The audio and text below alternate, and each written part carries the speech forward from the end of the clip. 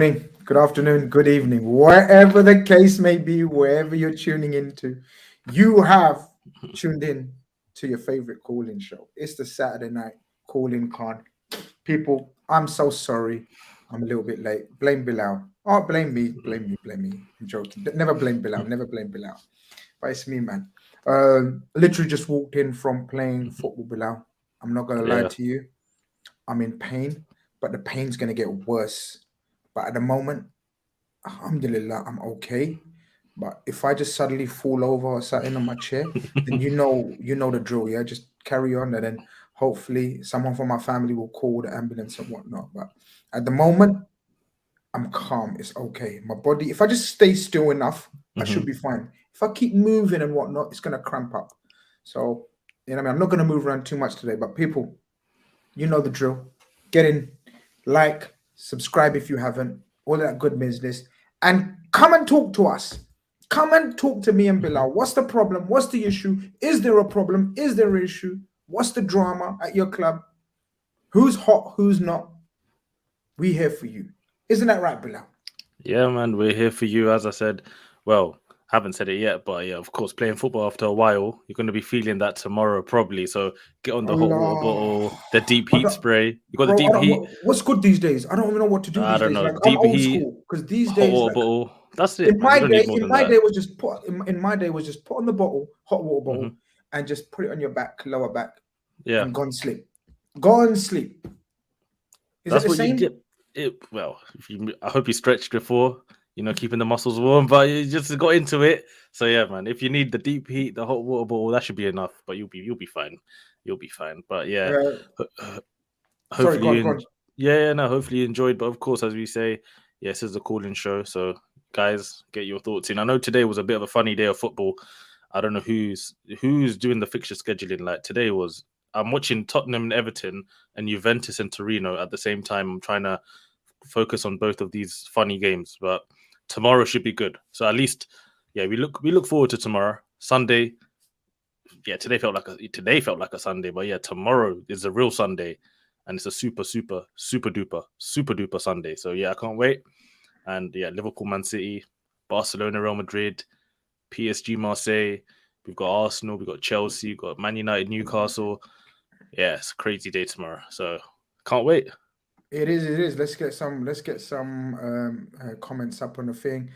Klopp's comments need to get discussed. If you think so, we will. Evening, guys. Straight away, smash that like button. Let's go. He's right. Smash that like button straight away, and then we take it from there.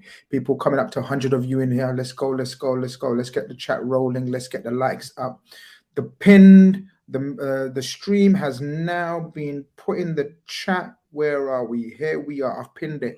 That's the stream. You click on the stream and you sit patiently in the background because members get priority and new callers get priority. So bear with me. I will try to get as many. You guys already know. I try to get as many different people, as many people in here as well. Yeah, it's looking peak, man. We need a result tomorrow, man. 37 mil now versus 20-year-old Foden. Nothing's confirmed yet. Relax. Hello, Grizz, City fan here, but love content. I'm absolutely humbled, blessed. Thank you very much, my brother. Claire saying Klopp taking the pressure off the players. Don't believe he won't want to win tomorrow. Yeah, it is what it is, man. Let's see, man. Any other comments that you like? I love comments, man. Tell us where you're tuning in from, and I always like to know where people are tuning in from. Andre says, evening, Grizz, evening to you as well. Bro, obviously the big game tomorrow is the big game, innit? It's like, we're not very good right now, but still neutral?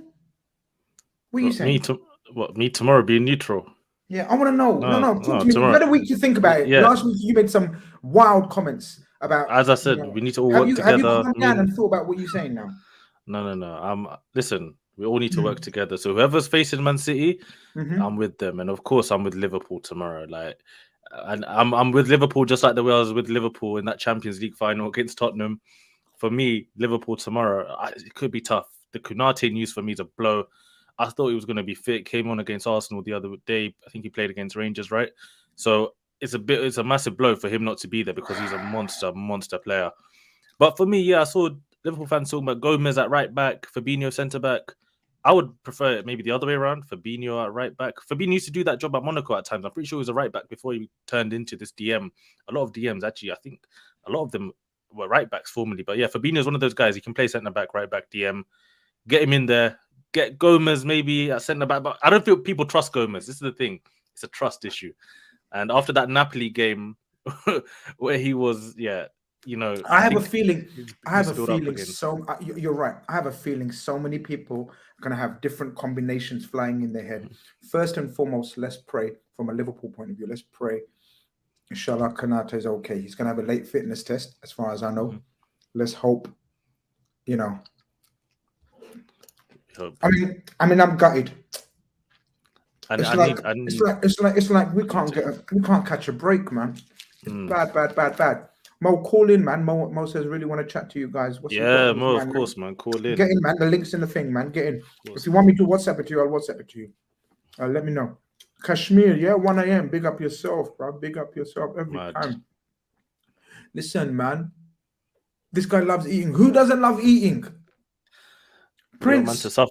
Come on, Prince man. DM. Who doesn't love eating, bro? Come on, man. You can't have me go at me for eating on my own channel, for my own show. I'm chilling today, man. I'm here to hear everyone else talk. I don't want to talk. So if I can't talk, why can't I eat? I want to. It's true, Bilal, man. People having a go at me for eating, man. I just told them I went football after 10 years. The least I can do is eat. Let me eat. Yeah, I'm calmer now. I'm calmer. Now that you apologize, I'm calmer. Yeah, calmer. I'm calmer. Bro, standard little Sam's chicken burger, man. Listen, you can do a little food review. Do a little food review thing. Get going. Maybe on the little side content there. The people seem to be interested in the food. They seem to be interested.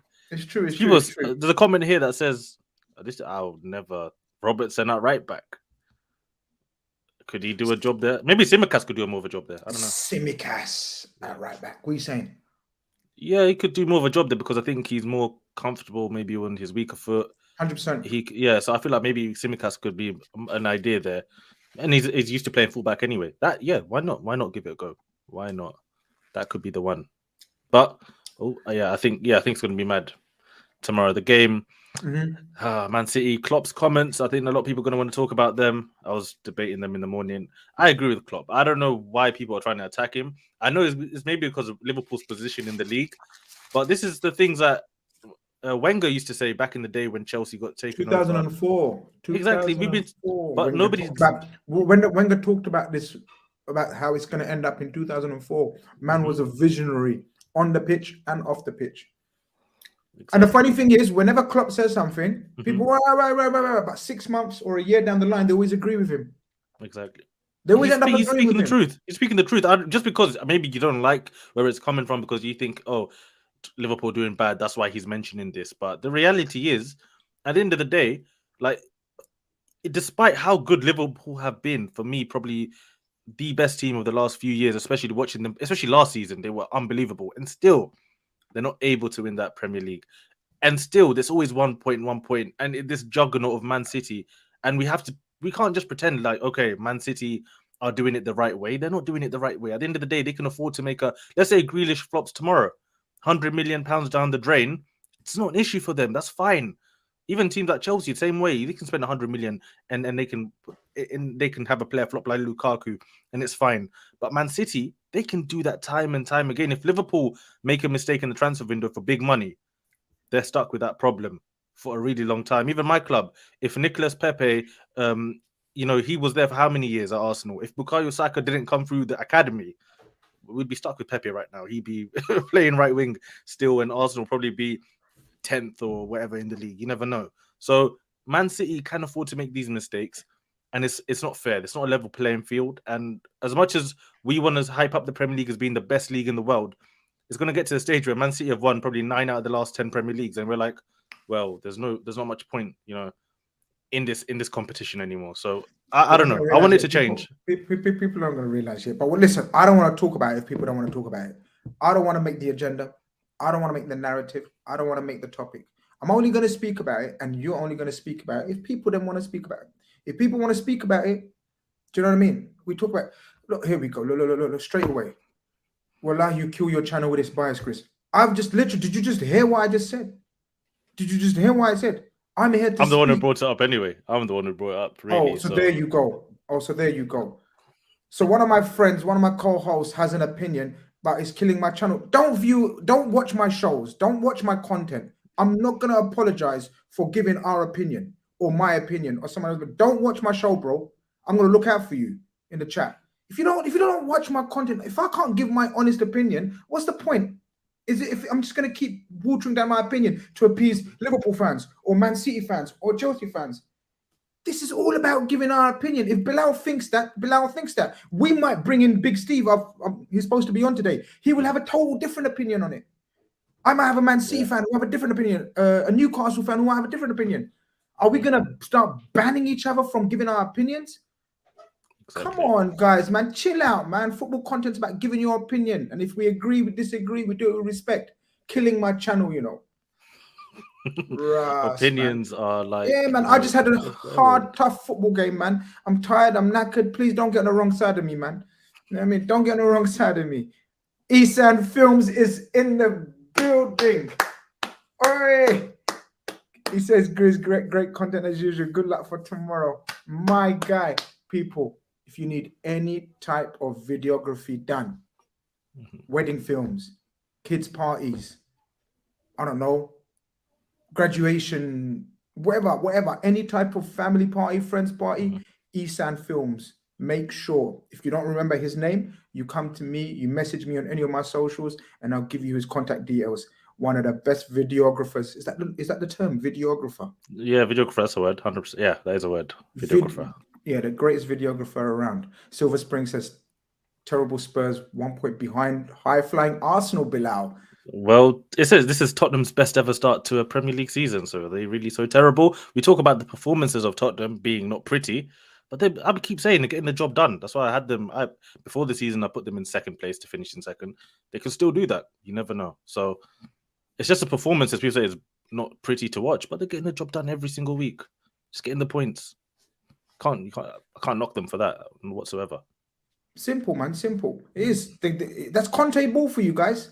That is Conte ball for you. He's gonna do that. He ain't here to create pretty patterns of play and bring in youngsters. He ain't here for that. He's here to do he's here to the business. Look, the studio is building up nicely.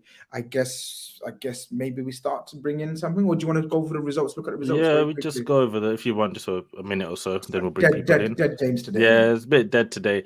So we just had Brentford Brighton yesterday, 2-0. Ivan Toney again, just showing his class. Brian turned up at Anfield under the new manager bounced, and since then they've been dead.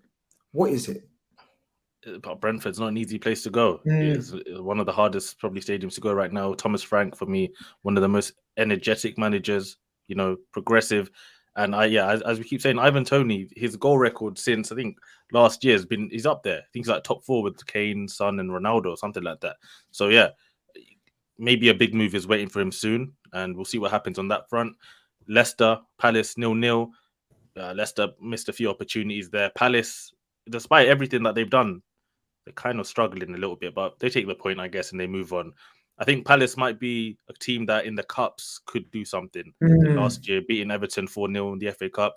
Something like that again. I feel like Vieira and the Selhurst Park, when they get up for them Cup games, maybe they could be a little surprise team. And what's your view on Vieira and Palace so far? I think they flat to deceive, There's a lot of hype about them. I don't know.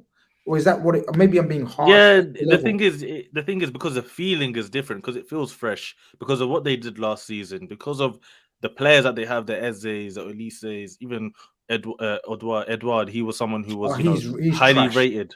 Yeah, but he was so highly rated when he was at Celtic. And these are the kind of players, even at the back with Anderson, it's like a hipster team, a little bit of a hipster team. Everyone's kind of liking them. But the point totals from Hodgson to Vieira quite pretty similar, but the football's a little bit better. That's why I say in the Cups with Zaha as well, maybe they could get to a little quarterfinal or something. But yeah, apart from that, we go to Wolves 1-0 against Forest. It was the social media admins were going off little derby there, and yeah, that's massive of Wolves though, man. That's like I don't know, Nottingham Forest. It's looking bleak, peak. Yeah, call it what you want. And they could have got the point at the end. Brennan Johnson had a penalty saved by Jose Sarr. But for me, Wolves look a little bit better. With Adama Traore, I don't know why he wasn't playing for so long. When he's in the team, he causes problems. You know, him, Had a good game, huh? yeah, he looked okay. Obviously, he there was a handball at the end. Well, the handball for the Forest penalty was his fault, but he got the handball for Wolves in the first place. Never's tucked it away. So yeah, I don't know. Wolves. They say Nuno is going to come back, so I don't know what your opinions on that is. For me, it's a bit dead. That's dead. That's a dead move, man. That's an absolute dead move. He was, yeah, man. By the end of his time, he was playing a very drab way of a drab form of football. Not very creative, not very attacking. Wolves are in that phase where they're trying to see something different. They tried to change it under Bruno Lage, but he's a very methodical type manager, all about small details and coaching and intricacy and almost counter-attacking football. And even though he tried to bring in sort of, like he had Neto playing right wing back. Come on, Pedro Neto. Exactly. It's not running, man. Slow midfield. Good players, good technical players. Moutinho, Neves, Dodonka's gone now, but the other guy. But slow. No pace throughout the team. Yeah. Apart from Neto and obviously Traore, no pace in that team. And Premier League is punishing, man. You need pace in that team, right? Yeah, 100%. But I don't know. For me, even that Bodo Glimt manager, man, he's looks like a good coach. Go do something fresh. Bring someone like that in. Yeah, bring someone like that in. Highly thought of. Fulham, Bournemouth, what a cracker. Yeah, 2-2. Fulham, Solanke, Billing looking good for Bournemouth. Bournemouth just defying the odds again and again. I think most people tipped them to finish. Give him that job, yeah? Give him that job. That O'Neill. Yeah. Has he been given a long-term contract, or is he still on a... I'm not too sure if he's been given a long-term contract, but because if he hasn't, he needs to be given that long-term contract. People, there's over 200 of you in here. I hope you have all hit the like stream before we take it any further.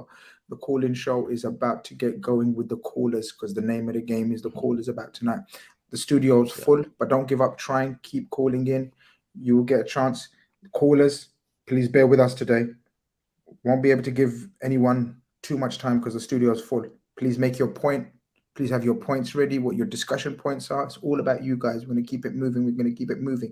I think it's time to bring in the first one. I think, Bilal. Yeah, go on. Here go. Might as well. We're going to bring in Avinash, the first caller of the night. Avinash is a channel member, so he gets priority. Here we go. Avinash, how you doing, my friend? Hope you're good. I'm good, Chris. As good as it's possible to be under the circumstances. But yeah, I'm doing okay. Good. Still on holiday? Still on holiday? Yeah, I'm still in India. I'm just chilling as much as possible again. Best way, brother. Best way. When you're on holiday, relax. Don't worry about Liverpool. Don't worry about football. Yeah. But I guess that time of the week again where we have to play. Yeah, it's Friday, Saturday. You can't get it out of your mind. That's the thing. Just keep coming back to it. So, and yeah, it's the big one. So there's definitely. What's on your mind then? What's on your mind? What's on your mind now today? Then let's talk. Yeah. Let it out. Bilal will help you. Yeah, I'm pretty sure it's not unlike last weekend, but yeah, much the same as last weekend. I'm still not very confident. Again, midweek game, I don't know what to take of it. In fact, it was actually a worse performance than last week, strangely enough, against Rangers. I mean, compared to the Anfield leg. But somehow the result, I mean, we just ran amok in the second half and Rangers were basically shit. So, but yeah, I think Mo getting the hat trick, I thought that was massive. And I think in general, there was so much positivity after that game. And in spite of the issues, in spite of sort of the realism facing us, but yeah, there was positivity. And I was, in spite of myself, I was getting excited while still knowing that, it could just as easily be a bit of a bloodbath. But then, yeah, the Konate news, and I don't know. I mean, I've been hearing some various options. I said last week that I absolutely don't want to see James Miller on the pitch, and I'd be a hypocrite if I go back and say, yeah, put Gomez at centre back and put Miller at right back. No, there's three things I don't want to see. I don't want to see Miller at right back, and I'm hearing Firmino at centre back. Absolutely not against Erling Haaland. Are you kidding me? No way. That was one of the main things that we changed in the COVID season that put us back on track, and you want us to go back to that? Not a chance. And the third thing I don't want to see is actually Henderson in midfield.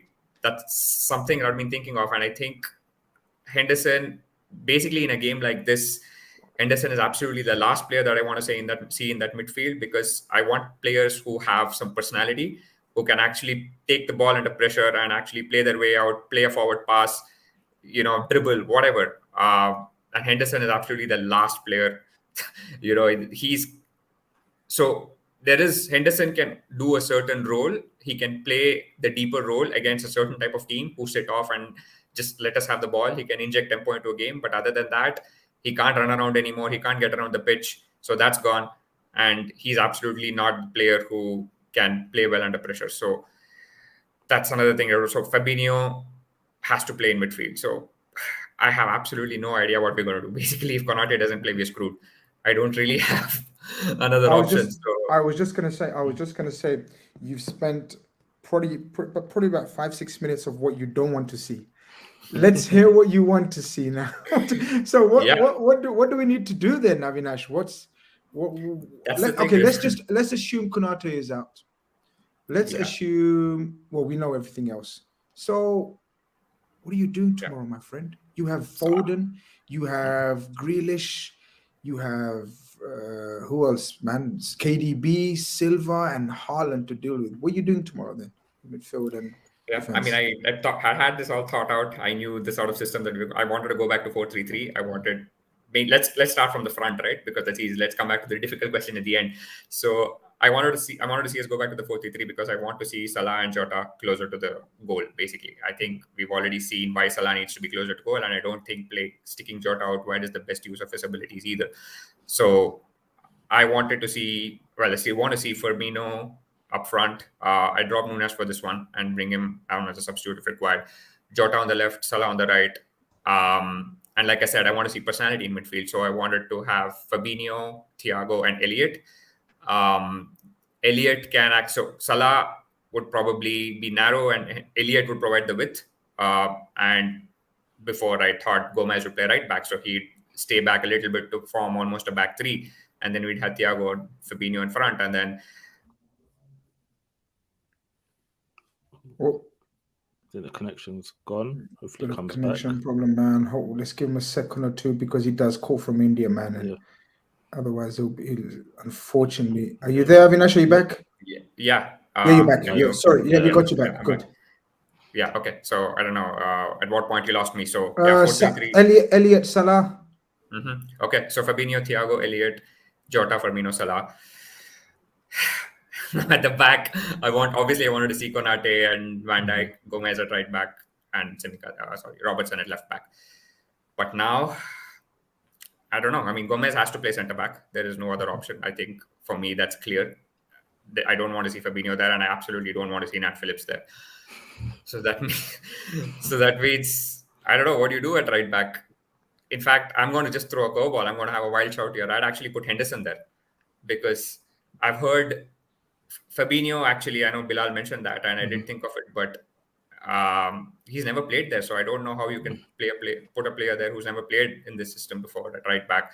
Tsimikas is actually in theory, it's a good option because somehow it never seems to happen that we see right footers playing left back all the time. I mean, it's even as a tactical move. We saw that Arteta doing that last weekend.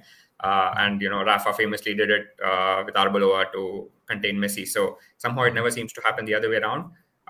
Maybe because there's just not enough left footers compared to right footers. But maybe that's an option. But again, I'm not. Tsimikas doesn't exactly convince me defensively either. So basically that's what I do. I just put Henderson there at right back and say, don't bomb up and down. You can overlap if we need more thrust, if we need to score a goal, say, for example. But otherwise, just stay back, form that back three. Fabinho and Thiago can form the double pivot in front of you and let sort of the front five do their business. That's when we are in possession. And out of possession, I think we've been trialing this sort of 4-4-2 system. So that's my shout. Bilal, I don't know. Have you got any words of advice or solace? Or do you think Liverpool fans are panicking too much? Or what do you think from the outside? Yeah, well, last week watching Liverpool, I was impressed with the 43-1 in the first half. I thought Liverpool looked good. Thought they looked solid. For me, I would still play Henderson in midfield. I'm the only one. I don't know. I feel like I'm the only one who would want to put Thiago on the bench for a lot of these games. I'm trying to play Henderson and Fabinho, and just go with that Firmino, Jota now, You're trying Salah, to and fuck our shit Nunez. up. You're trying to fuck our shit up. Nah, I'm trying to win the game. That's what I'm trying to do. You I'm trying ras, to. you. He Nah, I'm did this trying last to. week as well.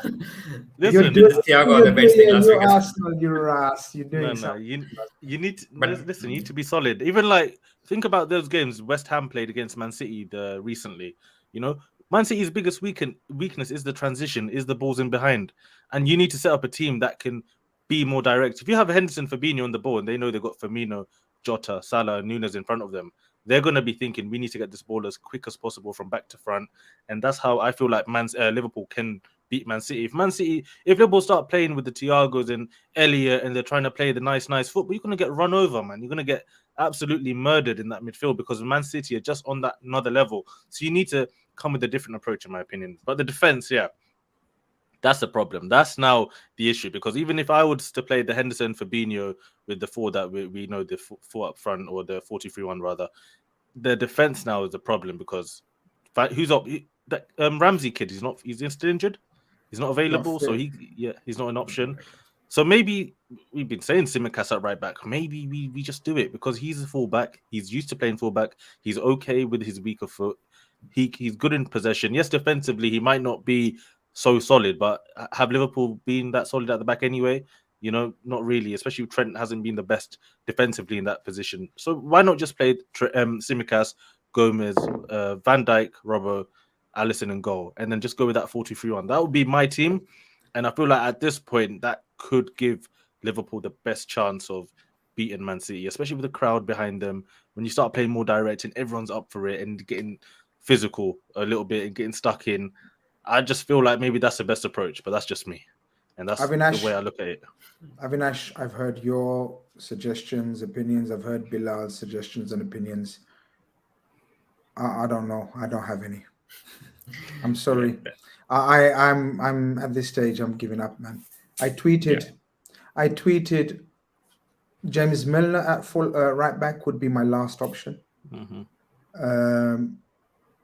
You're not gonna like me, Avinash. I said Fabinho at centre back would be my option, but it looks likely that Phillips will probably be the actual option. And then after that, I said, to be honest with you, I haven't got a clue. I'm just give up. So I just gave up, and I'm still giving up. I don't know how we're going to do it. Milner would be the last option. That's all I do know. Anything else, we need the crowd. We need the rest of the team, 9 players, 10 players, or whoever the 10th player will be, sorry. We just need to lift him if he's going to be on low on confidence or unsure. Everyone else has to be above their levels. And the problem is the other guys haven't been on their levels, never mind above their levels.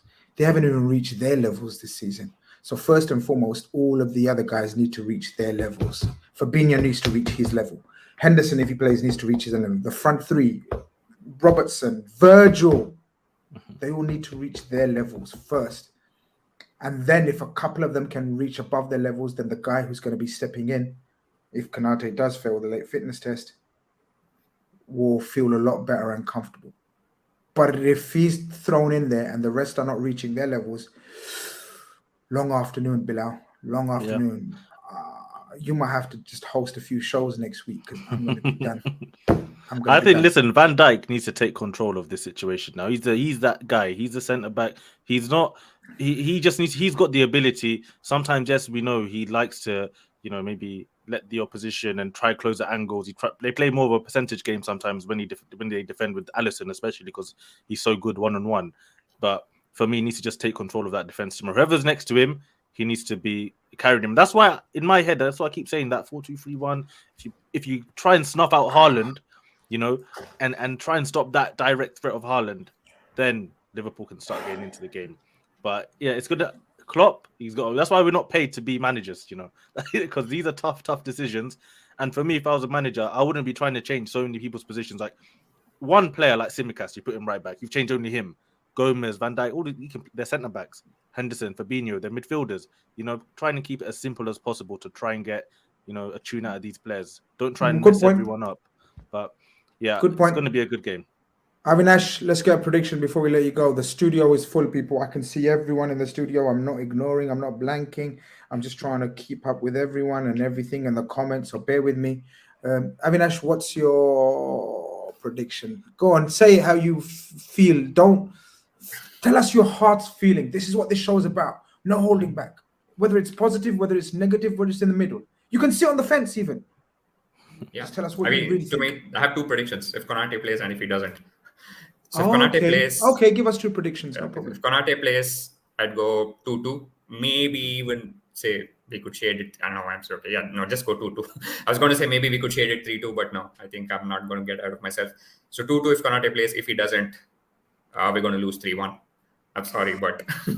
Yeah, I've never ever predicted. We're going to be sorry. We're going to be sorry, man. If that's the case, we're going to be sorry, man. I'm going to give my prediction right at the end of the channel show. I should say, if Bilal remembers, because I'm trying not to give it, but if Bilal remembers, I'll give it right at the end. But Avinash, thank you very much. Hope to speak to you soon. I hope Liverpool cheer you up, man. Yeah. Take care, my brother. Look after yourself. Yeah. Take care, bro. See you soon. Take care. Yeah, this is the problem, man. People are relying on Konate being fit for tomorrow. It's scary hours, man. Listen. No Gomez, no Matip, no Konate, no Luis Diaz, no Trent. I don't know if I've remembered anyone else, but when you put it like that and you start listing the names of the players who are not available, then these are first teamers, my brother. Yeah, exactly. It's a proper players, like but Trent, still, Matip, Konate, Diaz. These are first team players, man. I don't know if I've forgotten anyone else, but I don't think so. What it is. But okay, but these are not. But these are okay. Come on. This is Rue, but they're the squad players: Ramsey, Naby, Ox. You get me? Who was the next? Ox and Naby. Like, what are you expecting from him anyway? I'm not expecting nothing. Yeah, I'm not expecting nothing. Okay, Abdullah is next. Let's see what Abdullah wants to talk about. I don't recognize the kit. Abdullah, welcome to the show. How are you? Assalamu alaikum. How are you guys? Oh, we're good. We're good. Of course. I'm the pessimistic City fan. Let's see if you're still I met Steve as well. Steve knows I'm pessimistic, but this game I'm confident. This is the only time I'm confident, and you know I'm a pessimist. For me, Liverpool are there for the taking. With all due respect, a lot of your players are out. Virgil, I'm half Dutch. I love Virgil, even though I'm a City fan. Yeah, I root for my Dutch players. They play for Manchester United, no matter what club, rivalry aside. Yeah, but for me, I said this on the multiple channels. If VVD starts for us in the World Cup, and I put us underdogs for the World Cup, we have no chance. Because for me, I don't know what's wrong with him. I love him. I rate him with his headers. I don't know what's wrong with him. I honestly don't. If he's not going to have his heart in him 100%, he's going to have Liverpool in his mind when he's in the World Cup, or when right now he's not even committed to Liverpool. Because, correct me if I'm wrong, the games I've seen him play, he's not putting his heart in it. Because the goal he conceded against Ajax, he was dodging it. It seemed like from the replay. Correct me if I'm wrong. No, I'm not here to correct you.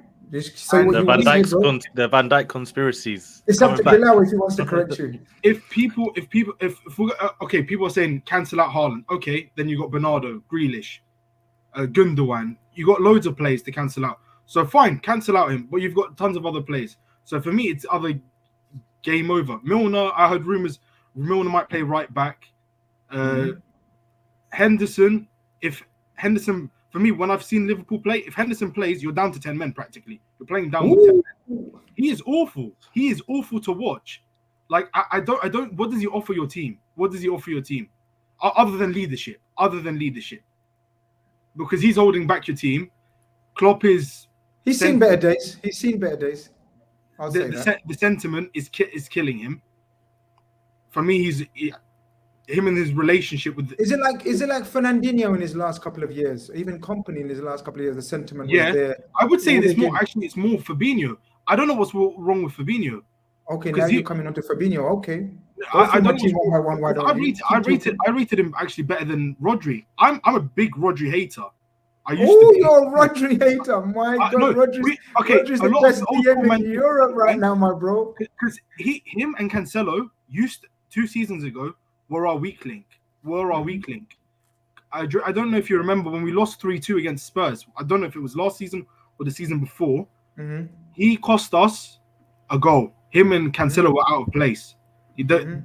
Not tracking their runners and stuff like that. And for me, some of the City fans and myself, we call him Plodry, like a plunger. So we call him Plodry. But for me, he's proved me wrong. He's one of the best CDMs. If we played him... you're admitting that. Okay, thank God for that. No, he is one of the best. Not the best. No, not the best. One of the best. He's proved me wrong. Who's the best? Who's the best? Who's the best? I honestly don't know. Definitely not Rodri. No. Bilal, who's the best, Bilal? Well, right now in Premier League or in Europe, let's do both. Let's do both. It probably is Rodri because I can't think Rodri's of someone clear. better than him. Rodri's clear. There's no one else on his level. There's no one on Rodri's level right now. For me, with Walker not playing, I don't think it would make a difference if Walker was playing or not. Because for me, he's declining. He's in decline. He really is in decline. He can't stay fit. We want to know if you Man. I wanted to ask, are you a Man City fan? Last time, I am. Look how many stuff I've got. No. But okay. So why? Okay. So who do you rate in your team? Majority of the team, honestly, I do. I really do. It's just Kyle Walker. I'm kind of I don't really rate a lot of the English players. I really don't. Okay. English players wise, because Foden. You know how the English players get hyped up. They get hyped up quite a lot. Foden.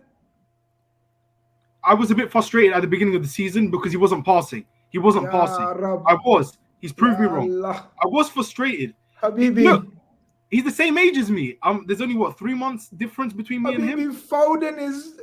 But he's been our best player. He's proved me wrong. He was now he's passing to Haaland. Now he's passing. He's finishing his chances. He's one of your threats.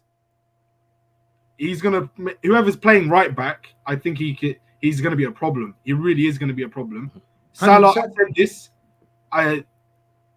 That contract. I said this before he signed this contract. If he signs that contract, he will contract ozilitis. Ozilitis is when Ozil signed that last final contract. Bilal is coming for you as well now. And it was in decline. I thought. Bilal, are you having that? Listen. Well, if we just talk about Salah, it's even not Mahrez just... has ozilitis. Look, I'll be consistent. Mahrez has ozilitis right now. No, Mahrez he enjoyed the summer too much. I keep saying Mahrez will come back after January. Just wait. He just recovering. He always does that. I wanted the right winger. But for me, if we don't win that game tomorrow, I don't know. I really don't know. For me, we're clear for the title unless there's an injury crisis, then yeah. And for me, if I'm not taking Arsenal seriously until they're still top of the table or roundabout there in February. I'll be worried if they're roundabouts there in February. No, that I agree with. Look, that's the only thing. I probably you've been on about 7 minutes now. That's probably the only thing I have agreed with. Grizz, there's another thing. There's one last thing, and I'll go. Yeah. No problem. You can still got a few minutes. Don't worry. Arsenal fans need to learn, and I think AFTV have, with all due respect, have brainwashed them, because all of a sudden they're trying to cuss. They were Arteta out, and all of a sudden now it's Arteta in. 6 years / 7 years seasons, or 6 years seasons or years, they haven't made top 4. All of a sudden now they're talking about a title race. Learn to crawl, which is getting top 4, before you can walk, which is competing for a title race or winning a title. They haven't done that, and they haven't suffered. They haven't gone through the fixture congestion, or in terms of don't have depth either. What both our teams have gone through. Interesting, Bilal. What are you saying? Yeah, no, but that was before the season. I think Arsenal's aim was just to make top 4 again, and of course Arsenal keep winning. So the longer they stay there, people, the media will start talking about title races. But it's only 9 games, tomorrow will be 10 games. It's still early. If I can recall as well, I think it was Mourinho a couple of seasons ago. He was like top of the table after a couple of games, and Arsenal fans said the same things that what people are saying to Arsenal fans now. So I don't see people aren't having the same energy for. People aren't giving Arsenal the same, and I don't think Arsenal are holding the smoke into Arsenal fans in general. Not you specifically, but Arsenal fans in general. Because listen, as long as Man City are in this league, like even if even if it was Liverpool top right now, you're still going to think Man City are going to win the league again. And that's just the reality of the Premier League right now in the situation. I came into the season just wanting the FA Cup because I knew we hadn't invested in terms of numbers-wise. Because I think numbers-wise, we're still a bit lacking like that. Mm-hmm. I came in like just wanting FA Cup and top 4 because I was satisfied with just because I knew we had 2 great seasons back-to-back. It's very hard to stay at that level. Other than that, Bilal, I think Ahmed's made some very controversial, strong points. I think we're going to get a prediction of you for tomorrow, brother. And then, me? Yeah, go on. Hit us with a prediction. 2-0. 2-0 City. 2-0 City. 2-0 City. Goal scorers? Yeah. Foden, definitely, and Haaland. The one that you don't rate? Foden and Haaland. Foden and Haaland. Listen, it's been fun. Good to speak to you as always. Thanks for having me on. Always, man. Look after yourself. I can't wish you luck for tomorrow. Of course. My dad's a Liverpool fan. And my mom was like, where did it go wrong? Look, my mom says, kids these days. Mom says, that's cruel. Why are you laughing in your dad's face? You should be cheering on your dad, cheering on your dad's team. I was like, I'm not a Liverpool fan. Your dad, see, this is what I mean about, your dad's probably sitting there thinking, children these days, they don't listen to us. We knew what we were talking about back in the day. You wanted me to support whatever team I wanted. And you chose Man City. Oh, man, But listen, we got to go. The studio's full. So many people want to try to get on. Look after yourself. Take care. Nice speaking to you. Take care, man. Take care. Wild, Abdullah. But this is what it's about, people. This is what it's about. No one's opinion is bad. He cussed down the whole Liverpool team, the Man City team. But hey, man, he wanted to air. He came on. You know what I mean? If people want to disagree with him, come on and disagree with him. King's Football Show has become a channel member. He will now be active and prioritized on calling shows. People, the link is pinned in the chat. Who we got next, Bilal? But this Mohamed Salah and Ozolitis. Where's it coming from? Mohamed Salah's got 8 goals and assists in 11 games. It's not Salah. It's the way that he's been forced to be a touchline winger this season. That's a lot of the reasons why he's not been able to get into positions where he can shine. And against Rangers, he showed. You put him in those positions, bang, he's going to find the back of the net. So just Salah more central, Salah cutting in, and you're going to see the old Salah. Our Euro host panelist Mo is in the chat. Let me ask him if he wants to come in and co-host with you. Because Mo, are you okay to come in? Yeah, he is okay to come in. Okay, excellent. We'll bring in Mo just in case I need to go for a cup of tea or something. Mo, welcome. No, I'm not. People in the studio think I'm leaving. I'm not leaving. Don't go anywhere. I'm not going anywhere. I'm not going anywhere. Don't worry, I'm here. Who we got next? We got Prince Fuad.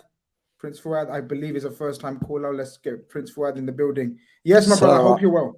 Assalamu alaikum, brothers. Wa salam. How are you? I'm good, alhamdulillah. You guys good? We're good, bro. Yeah. We're good. I can see brother Grizz. I can see brother Grizz. You know, I'll be watching on, mashallah, on Big Six and that. I'm gonna look at it in football terms. All right, football's a funny old game. You got to remember that. Is, bro. Definitely and is. even though Arsenal beat Liverpool for 35 minutes, you run us ragged. And look how tired our players look. And look how tired they were, like, frustrated. Didn't know what was coming at us for 35 minutes. But then, obviously, decisions may change games and stuff like that. But when it comes to Liverpool and Man City, Man City fans might not like this, but I think Liverpool are going to up their game by 75%. Doesn't matter. It doesn't matter who they start. I got Liverpool to win tomorrow because everyone's just going off. Need that. Like that negativity thing. And it's like I was speaking to the guy of Brother Qasim of this show here, when it goes live with Muhammad. I was brother to speak, and I said to him, Man United have stepped their game against Liverpool and win that game. And I can see Liverpool beating Manchester City because Salah, Firmino, I think, and Thiago and Van Dyke. I know they've had like dodgy starts and that, but tomorrow I think they're just going to be up for it. And especially going to Anfield. And let me tell you, Manchester City are not going there like the fans are thinking. Manchester City ain't thinking like fans. It's only fans who say, oh, Liverpool ain't on form and Manchester City. No. Them boys on the coach are going there nervous. So Fuad, where do you think the game is going to be won? Which area of the field do you actually think that this is going to be the most area that someone has to dominate it to actually have a chance to win the game? I think Liverpool got a strong front three. You know, I know people. I think everyone's writing off this Nunez, bro. If he's gonna make you doubt our front three, Mo? You doubt our No. front three? Look, I thought everybody would talk about dominating Haaland. If you contain Haaland, you have a chance. No, but that's just one player because Haaland. The fact of the matter with Haaland, bro, it's just everything he touches goes in. He don't even have a first touch. He touches it, it goes in.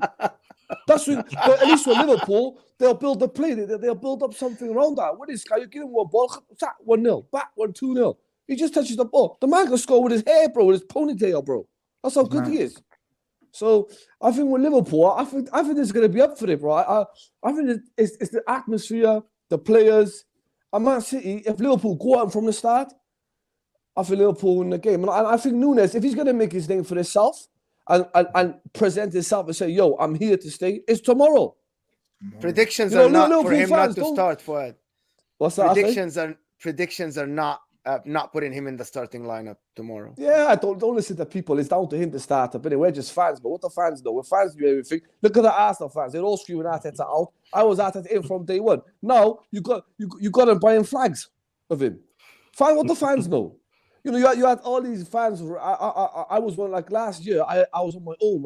I went up against all the Arteta out fans on my own. Look at them all now, jumping on the bandwagon.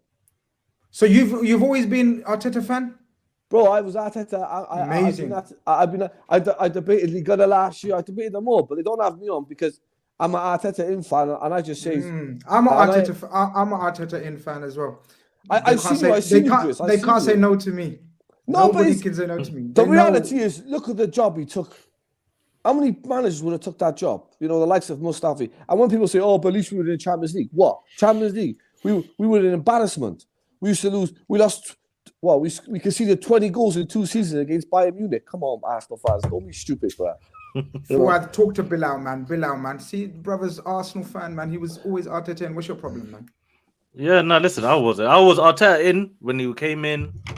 When he came in that first 6 months, won the FA Cup. Then that 3 months during COVID without a win, I was thinking, what is going on here? The football, not handling personalities. At that time, I was thinking Saliba is even coming back. I was thinking, yo, Saliba, if Arteta falls out with him like the way he fell out with Guendouzi, serious problems. Because I knew we all knew how good Saliba was or is. Yeah, so, bro, but then he brought me back in after getting rid of Aubameyang, and then Nketiah came into the team. Then I started seeing the maybe his team now. Yeah, Bilal, January. I'll leave you on this. Look, Bilal, when you go to a job, okay, it's a bricklayer, and you qualify to be a bricklayer, you're gonna go and get your first 2 years experience for you to know how to lay a wall properly. So when Arteta got that job, any Arsenal fan with common sense within you, the man's going to make mistakes because it's a big job. It's common sense. And you know the board's not going to sack him. So just stay quiet and back him. Let him do more. And now he's learned off his mistakes. I'm not going to say Arsenal are going to win a league, but what I'm going to say is they're definitely getting Champions League football. And that's really good to ask for. But I'm going to go back to Liverpool, though, Grizz. But I think Liverpool, one thing about Liverpool, they know when they want to turn it on. You've seen that last year. You were 13 points Man City, and you had your Weetabix, and you never lost a game for time. I'm waiting for that, man. I'm waiting for that patiently. It's game week 11. I haven't seen it yet, bro. Fuad, you know what I mean? You've got me excited, and I hope that you're right. And the majority of the footballing fans, including a lot of the Liverpool fans, are wrong where they think we're getting smashed tomorrow. Like the confidence levels throughout the fan base, throughout the media, throughout everything on social media, on TV media. TV media, that's not the right word. Yeah. TV, the pundits. Mainstream media. That's the right word. Guys, I got you on Instagram. I'll text you tomorrow when you win the game, inshallah. Bro, if we win tomorrow, bro, I owe you a dinner, man. Because you could be the turning point of the season. The way you've hyped up Liverpool, my God, not even Liverpool fans can hype up Liverpool the way you've done it. Tomorrow, bro. I'll tell you. Inshallah. I'm gonna send a nice, Ambala Sweets. Like, you know what they are? Yeah, They're like, yeah. I don't know if you guys know, it's a Pakistani thing, maybe. Those Ambala sweets, or South Asian. They come thing, to I my should house say. every week, man. Before people kill me, not a Pakistani thing, a South Asian thing. Sorry, I retract that comment before people come for me hard and Sweet say, Wars. "What do you mean, brother? The only Pakistani thing is no, South Asian thing." You know what I'm talking about, guys? Yeah, of course. Yeah, of you know course. what I'm talking about. So yeah, man, Fuad, it's been a pleasure talking to you, my bro. Inshallah, Look after Grizz, yourself. I'll jump on your call show one day, inshallah. Definitely. Look Inshallah. after yourself, bro. Nice Yalla. speaking to you. Thank you very much. Anytime. Thank you. Big up, bro. Assalam. Mo, man, we've spoken, but we haven't spoken in isolation about the game. Very briefly, because the studio is full. Very briefly, what is your thoughts on the game tomorrow? Just a couple of things. It doesn't matter who plays for Liverpool. I know I was listening to you, and you said if Konate doesn't play, I want to put Fabinho, blah blah blah, all this stuff. This game, it doesn't matter if it's Fabinho or Konate, because Liverpool have to be compact to be able to control Haaland, and I would actually trust Fabinho more than Konate to actually be outsmarting Haaland's movement between the lines. That's what I would think. And in the midfield, I think Henderson and Thiago can do the job. Listen, if you're compact enough, your front line, as you said, you trust them enough to be on the counter to hit, especially with no Kyle Walker. There's no pace in that back line defensively. Rodri is slow. So Kanji is quick. He's quick. He's not Kyle Walker's fast. Oh, yeah. Kyle Walker's Kyle Walker. Yeah. Kyle Walker can recover in a heartbeat like it. But Akanji, again, I think Jota is faster than Akanji. So for me, Liverpool still have a chance of winning. Again, you have to remember, you guys don't lose at Anfield. You don't lose. Even if you get a point, I think it's a good result. It's a positive result. For me, I'll put Fabinho as a centre-back if Konate doesn't play. Gomez as right back. Henderson and Thiago. Harvey Elliott. It doesn't matter the personnel this game because the personnel is going to be okay anyway. It's all about the plan, the tactics, how compact the lines are, and actually how Salah can get isolated with Cancelo and how can he do some work in isolation with Cancelo, because, you know, Salah has Cancelo in his pocket every game. It's his game, Salah with Cancelo. So for me, into Messi. Exactly. That's what I'm saying. If you can isolate Salah, if you can isolate Jota on the left with whoever on the right, with whoever is going to play there, you have a chance of winning. If your lines are compact, you get exposed playing high line. I don't think you're going to do that against. Okay, you can't do that against Haaland. It's as simple as that. You'll have to become. You'll have to remove the pride and go back to the ground and play what can get you a result this game. Don't, like, I know that Jurgen Klopp is stubborn and everything, but he needs to, like, remove the pride and just get rid of this and then play a compact game and hit on the counter. Interesting. Bilal, can you see Liverpool playing on the counter and sitting back and just waiting our time? Like, playing on the counter, like basically like Man United played against you guys. It's not necessarily sitting back like the whole game, but that's why I say, like, play direct, get in behind, be aggressive, and use Anfield, use everything you can. When you're defending, of course, go defend in a 4-4-1-1 or 4-4-2 and try be solid and try and keep Haaland, you know, from getting in behind. Yes, but when you get the ball, then you turn. Then you turn into Liverpool expensive and football. you Yes, kill them. expensive football. Exactly. But don't leave. Like, look at Haaland. Like in the last games, every time he scores between the defensive line and the midfield. If you leave 30 yards between your midfield and your defense, and he gets in there and he turns, it's dangerous, to be honest. And again, De Bruyne between the lines, just don't leave space. This is one thing I'm watching this Man City. You give them space between the lines, they will score on you. And Jurgen Klopp should be smarter than being stubborn. He should be smarter more than being stubborn, in my opinion. They need to block all the little spaces that Man City can find. The little pockets that De Bruyne, Bernardo, they all have got. You need to sort that out. And if you get that right, there's every chance that Liverpool can get a result. Guys, there's 300 of you in here. The likes is nowhere near what we expect for 300 people. It's like you guys are just watching us and not liking what you're watching, but yet you're staying with us. It doesn't make sense. Do you get what I mean? Like, if you're watching us, if you're watching us, that means you're here because you're enjoying it, right? Otherwise, why are you watching it? And if you're enjoying it too much, they're enjoying it too much. That's the thing. So they just need to stop enjoying it so much for a second. You gotta like let them button, know where is it, and then Bilal. come Let back them and know where enjoy. is it, because a lot of people watch on their phones, guys. They don't see the like. Oh. You gotta close the chat, hit the like button, and come back to the live chat. A lot of people don't know that. Oh, amazing, amazing, amazing, amazing. Listen, let's start getting people in the chat, man. People, I can see people eating and drinking and all sorts, getting impatient, getting the chat. Guys, hope you all have your talking points ready. Mo, are you okay to stay on for a little while? For a bit, yeah. Okay, I got about like 10, 15, yeah. no problem. Let's get the next caller in. I believe it's Ducotto. Hope I've said it right. Let's get Ducotto in the building. Yes, my brother. Hope you're very well. Welcome to the stream. Thank you very much. Can you guys hear me? Loud and clear, my bro. Yeah, Loud and clear. So, first of all, I want to say I'm a lifelong Man United supporter. So I do support Manchester United. So I pity you, sir. I want to You're get still that welcome. first and foremost. My issue that I have with this game is that Liverpool has all these injuries. And so it's taken away from what should be, the marquee matchup of the Prem right now. Even though I'm a United fan, Liverpool City is the marquee in terms of recent years. And so what I think for this game needs to happen is Liverpool's forwards, so Jota, Nunez, Salah, and Bobby, have to beat City's midfield. So with De Bruyne, Silva, Rodri, the forwards for Liverpool have to be clinical in order to even sniff out a draw, much less a win, but a draw. Because truthfully, I have City beating you guys. I know it's Anfield. I know it's the fortress, and that is also one of the armors that you guys have, is that you guys haven't lost. I think 2017 was the last time you guys lost when fans were at Anfield, right? So those type of that's quite an insane record, That's quite an insane record. Like, while the crowd, obviously the season where we had no fans, see, because you can't have it both ways. People say, oh, there's nothing about Anfield, right? But then they're saying, oh, but you got beaten in 2020. When was it? 1920 or 2021? I think it was 2021 when we had the crazy injuries and when it was COVID and no crowd allowed.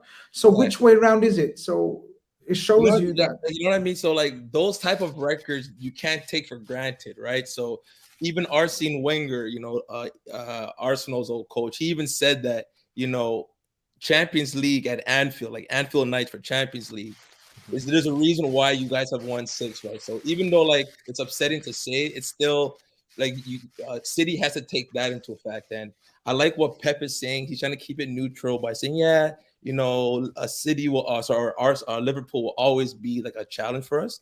But I think your forward line, it really, really has to be clinical. Like I personally would start Nunez on the left wing.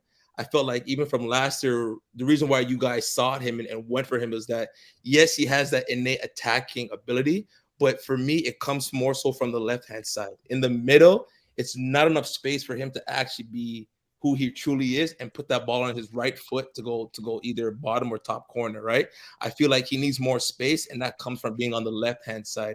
I feel like Bobby should be your 10, where he should be back and play make for the forwards, right? But it's truly going to come down to, can Liverpool keep, or again, I would personally man mark De Bruyne, but can Liverpool really outclass, or not outclass, but just hold City's midfield? Because De Bruyne is how Haaland gets these goals. De Bruyne creates, he play makes, he does all the small things that don't really show up in the score boxes a lot.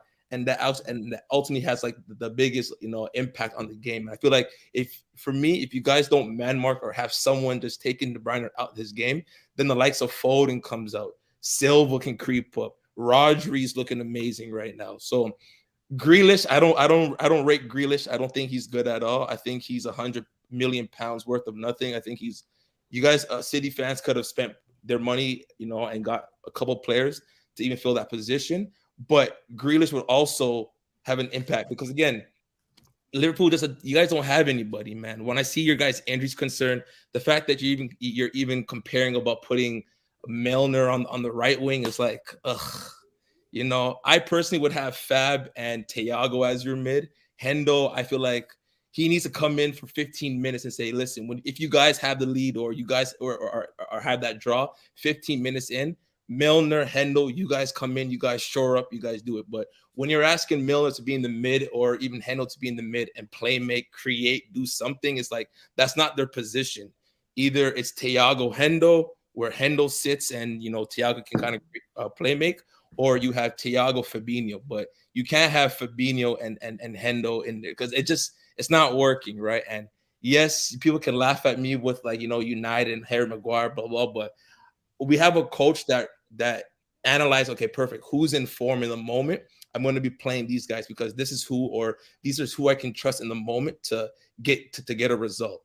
Klopp, he's playing favoritism, and he needs to be more cutthroat and say, listen, yes, you guys were there when we won Champions League or the Prem. Right now, you guys are not in good form. Who's in good form would be a Harvey Elliott, who I like. Maybe give him some more minutes, right?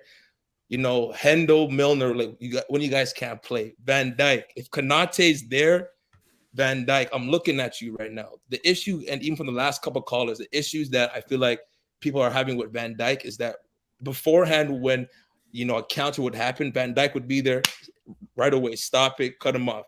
Now he's letting these guys come in, bring the ball up. In doing so, it allows the other players now to kind of come forward. And usually what happens, you know, a lucky bounce happens, the other player gets it, scores on Alisson, or Alisson has one of these crazy one-on-ones that keeps you guys in the game, right? But Van Dijk itself, I'm not sure if it's injury, if it's fatigue from a short season last year coming into this season, whatever it is, he's not that guy anymore for you guys. And he's actually, you know, it's bad. Like, his defense is just is horrible, man. Maguire-esque. I'm seeing him whiff on balls. Like, you know what? You know, I gotta you're comparing Maguire I'm to just Van saying Dijk. this recent That's bold, form man. right That's bold. This recent form right now, it's very bad. To be honest with you, everything you guys had a clean sheet. Like last year, you guys had 20 like clean sheets. Like, you got to keep it real, man. To be honest with you, I agreed with a lot of what you said, and you did speak a lot of sense, in my opinion, as well.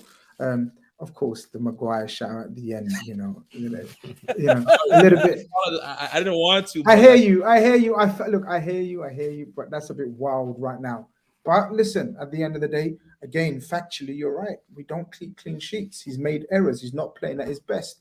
The levels that he's shown are not being achieved week in, week out. The consistency is there. So I get all of that aspect. And the rest of the points that you've made, you're right. That's one of the biggest criticisms of Klopp right now, in terms of his favoritism, in terms of his sentiment, playing the same old players, Milner, Henderson, like they're washed. They're just not performing anymore to the levels they were.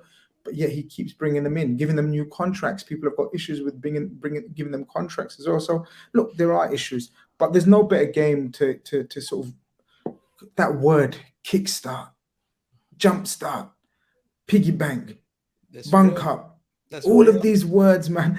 You know what I mean? Bilal, you've heard these words, right? Bunk up and piggy bank. You know what I mean? These are the ones, man, that no better game than Man City. Look, Man City are without doubt the best team in Europe. For me, alongside Napoli, pretty much the best teams in Europe right now. And that's facts. We have to accept that. Even though Arsenal on top of the league, it's going to be a huge test for us. But we have got history. We have got a record to defend. And that like sort of, you know, with crowds there, we've unbeaten at Anfield in 5 years. And many a great team, including this Man City team, have turned up at Liverpool. But yeah, of course.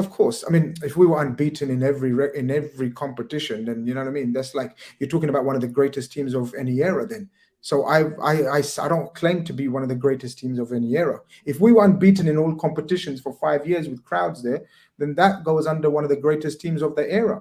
I don't say we're one of the greatest teams of the era. So I say we are one of the, but I don't say we are the greatest. But tomorrow we have to turn up. Have to. The levels of the players, like you said, the Couto is like, you're right. We have to. If we not, they're gonna munch us up. They're gonna do it. There's no mucking about with this, especially with this machine they got up front. I don't know if Steve's still in the chat. Yes, he is. He is. He's rattling people, man, in the chat. He's in the chat. Yeah, he does that. He does that thing. WhatsApp me if you got time, and I'll send you the link.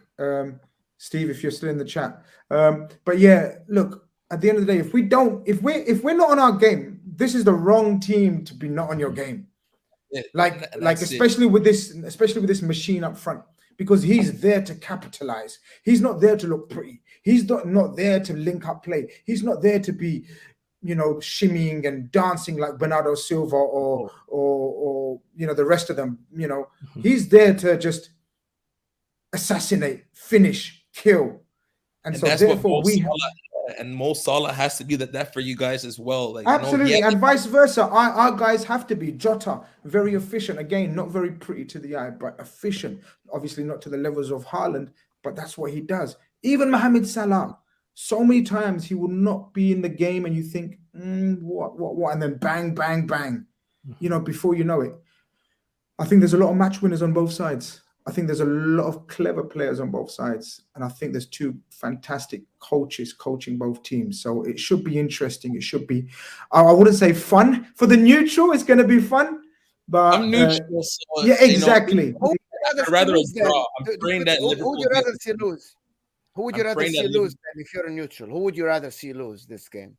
If I had to pick, I would pick, Liverpool to lose, truthfully. I'm United first. No, I hear that.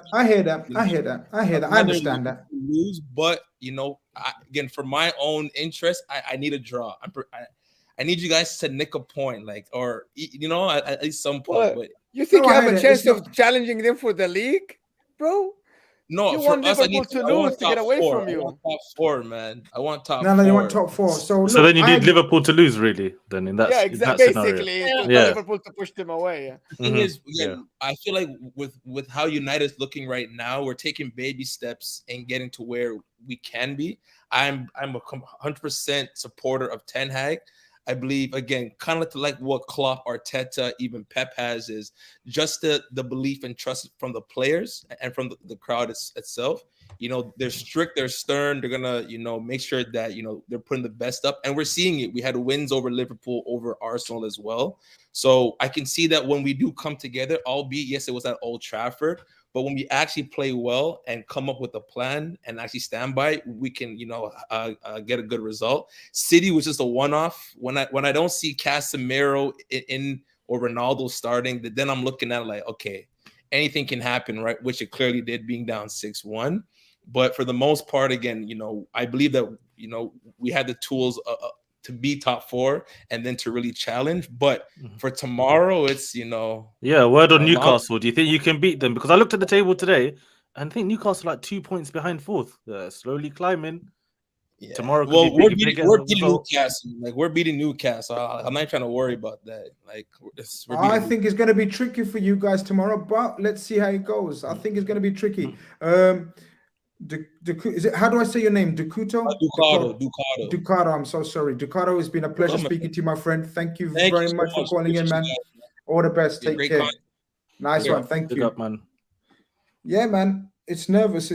And I've got Big Steve in the building to make me even more nervous. A fucking wanker he is. Here he is. I'm gonna let him be. Let's go. Let Big Steve be here. Take my spot, Big Steve. Good luck tomorrow, my friend, and rattle these guys because they have hope. So kill that hope. Kill that hope. We've got hope. Yeah. But Mo, thanks very much for popping in as well, my friend. Thank you guys. See you Take guys. care. Man. Talk to you soon. In a bit. Where are you? Are you back? Listen, I've just got back. Yeah, so I'm going to watch the boxing, but I thought I'd jump on. Oh, nice one. No, listen, there's a mental block there as well for City at Anfield. We spoke about it before. We've been to Anfield before and should have won, never won. Liverpool, the crowd's got a big part to play tomorrow. I think they've all got to stick behind Klopp and get that atmosphere rocking from the early doors. If they let City keep the ball early doors and we start to get the crowd agitated and maybe nick an early goal, then I think, City could turn it on. But it's probably the best, probably most confident I've felt going into Anfield, obviously with the injuries and stuff and looking around the team. There's definitely weaknesses that City need to exploit. So I'm not going to come on here and try and cry at home and say, oh, it's going to be tough. I'm expecting us to win tomorrow. Have you heard the latest? Go on. Have you heard the latest one? I was going to put it in the chat earlier, but I was too down to put it up. Khanage. Khanage. So he's having a late fitness test, but I pretty much know he's out, and that would mean either. This is what I'm trying to discuss with Bilal's taking the piss because he's an Arsenal fan. He's loving it from both sides, but we're trying to discuss like what the fuck do we do? Like, do we bring in, because Matip's already out, Kanate's out? Do we bring in fucking what's his name, Phillips against Haaland? Phillips, yeah. Or do we bring in Gomez centre back and then bring Milner up against Foden? Who's Foden's going to play on the left? You think that one is criminal? If you do Milner against Foden, I might not watch. I think Grealish. I think Grealish will play on the left and Foden play on the right. Do you know what? I think if you see Milner playing tomorrow, you're going to do what you done last season. And do you remember you doubled up on that side? Especially second half. Was it second half? No, first half. Where Foden and Grealish just kept doubling up on that side. I think you could do something similar like that. I don't know what you think. Well, if Milner's playing. I understand that. What you've got to realise is what a lot of teams are falling into the trap this season with City. They're concentrating too much on Haaland. And if you concentrate too much on Haaland, as you see in the last game, when all the back four ran towards Haaland and left Foden stood there, you concentrate on Haaland, you're leaving the Bernardo Silvas, Kevin De Bruyne's in that channel, and they'll pick you off. If you come deep and try and press us, it's risky because of that ball over the top for Haaland to run into space. But if you get that job right and you press us quick, I think that's the way to beat us. You know what I mean? With Haaland now, we're a lot different. We're a lot different than last season. We're not false nine, keeping the ball and all that. We're we're getting the ball down, but we've got an end product now. City last season, 60-70% of the game, we're keeping hold of the ball, waiting for the perfect moment. Doesn't have to be the perfect moment. You could fire a ball in now, could be 3 foot over Haaland's head. He'll fly in the air, do a mad karate kick, and it's in. And that's just the difference from us this season. Someone was in here earlier saying like he will literally score off his head, like his ponytail, anything. No first touch, just a goal. That's what you were saying. Just a goal. He's there to just. I was saying earlier to there was a Man City fan. I said he's not here to look pretty. He's not here to keep the ball and possession stats and he's here to kill. Like literally, do you know what? He did an interview recently. I was listening to him, and he was just saying that he doesn't even care if he doesn't have many touches. He's just happy to be there. He's going to wait. Yeah. He's been told to stay in that box. And the amount of chances Manchester City put in that box over the last 3 years that haven't been tapped in, or Raheem Sterling's put it wide, or put it over, or hit it straight to the keeper, he's there to make sure that doesn't happen. And, you know, there was a clip the other week from the derby, and the ball came in from De Bruyne, and Haaland put it in back post. And last season's derby, De Bruyne put the same ball on Jesus' head 2 yards out, and he put it wide. And that's the upgrade we've got now. The kid's a joy to watch. If you go into the game tomorrow, make sure you watch him. Fearless. He never stops. He never stops moving. He's got a bit of arrogance about him. He knows how good he is. And then last night I was at an event with the PSG legends, and Paulo Cesar, the Brazilian centre back, was there. So I pulled him to one side and chatting to him, and he said the kid's movement is key. That's what's throwing the centre halves off. He does not stop. You turn on your shoulder, you think he's there. Does you turn back a split second? He's made the move across you, bang, goals in. And, you know, Virgil's one of the best defenders in the world. We know he's form this season might not say it, but he is. And these are the big challenges where Virgil van Dijk has to earn his dough. If Virgil van Dijk can put in a performance tomorrow, keep the Norwegian quiet, and Liverpool can get a win, then that's what he's there for. I want to ask you, Steve. I know you ain't got much time, and I appreciate that you coming on. But Steve, we spoke so many times. Well, we speak nearly every day, but like, do you remember when we used to speak about if you get that number 9, if you get that focal point of a striker, it will take away something from the control you have in games? Because last two seasons, you've just been controlling games and passing teams to death, right? And waiting, as you said, waiting for an opportunity. This is different, isn't it? This Man City is different, and it's showing in your performances because you're scoring a whole heap of goals, but you are, what's the word? You are causing situations in transition where because you haven't got that extra man in midfield, Rodri sometimes has got a lot of work to do. People are saying the same for Fabinho. They're saying Fabinho's got too much to do.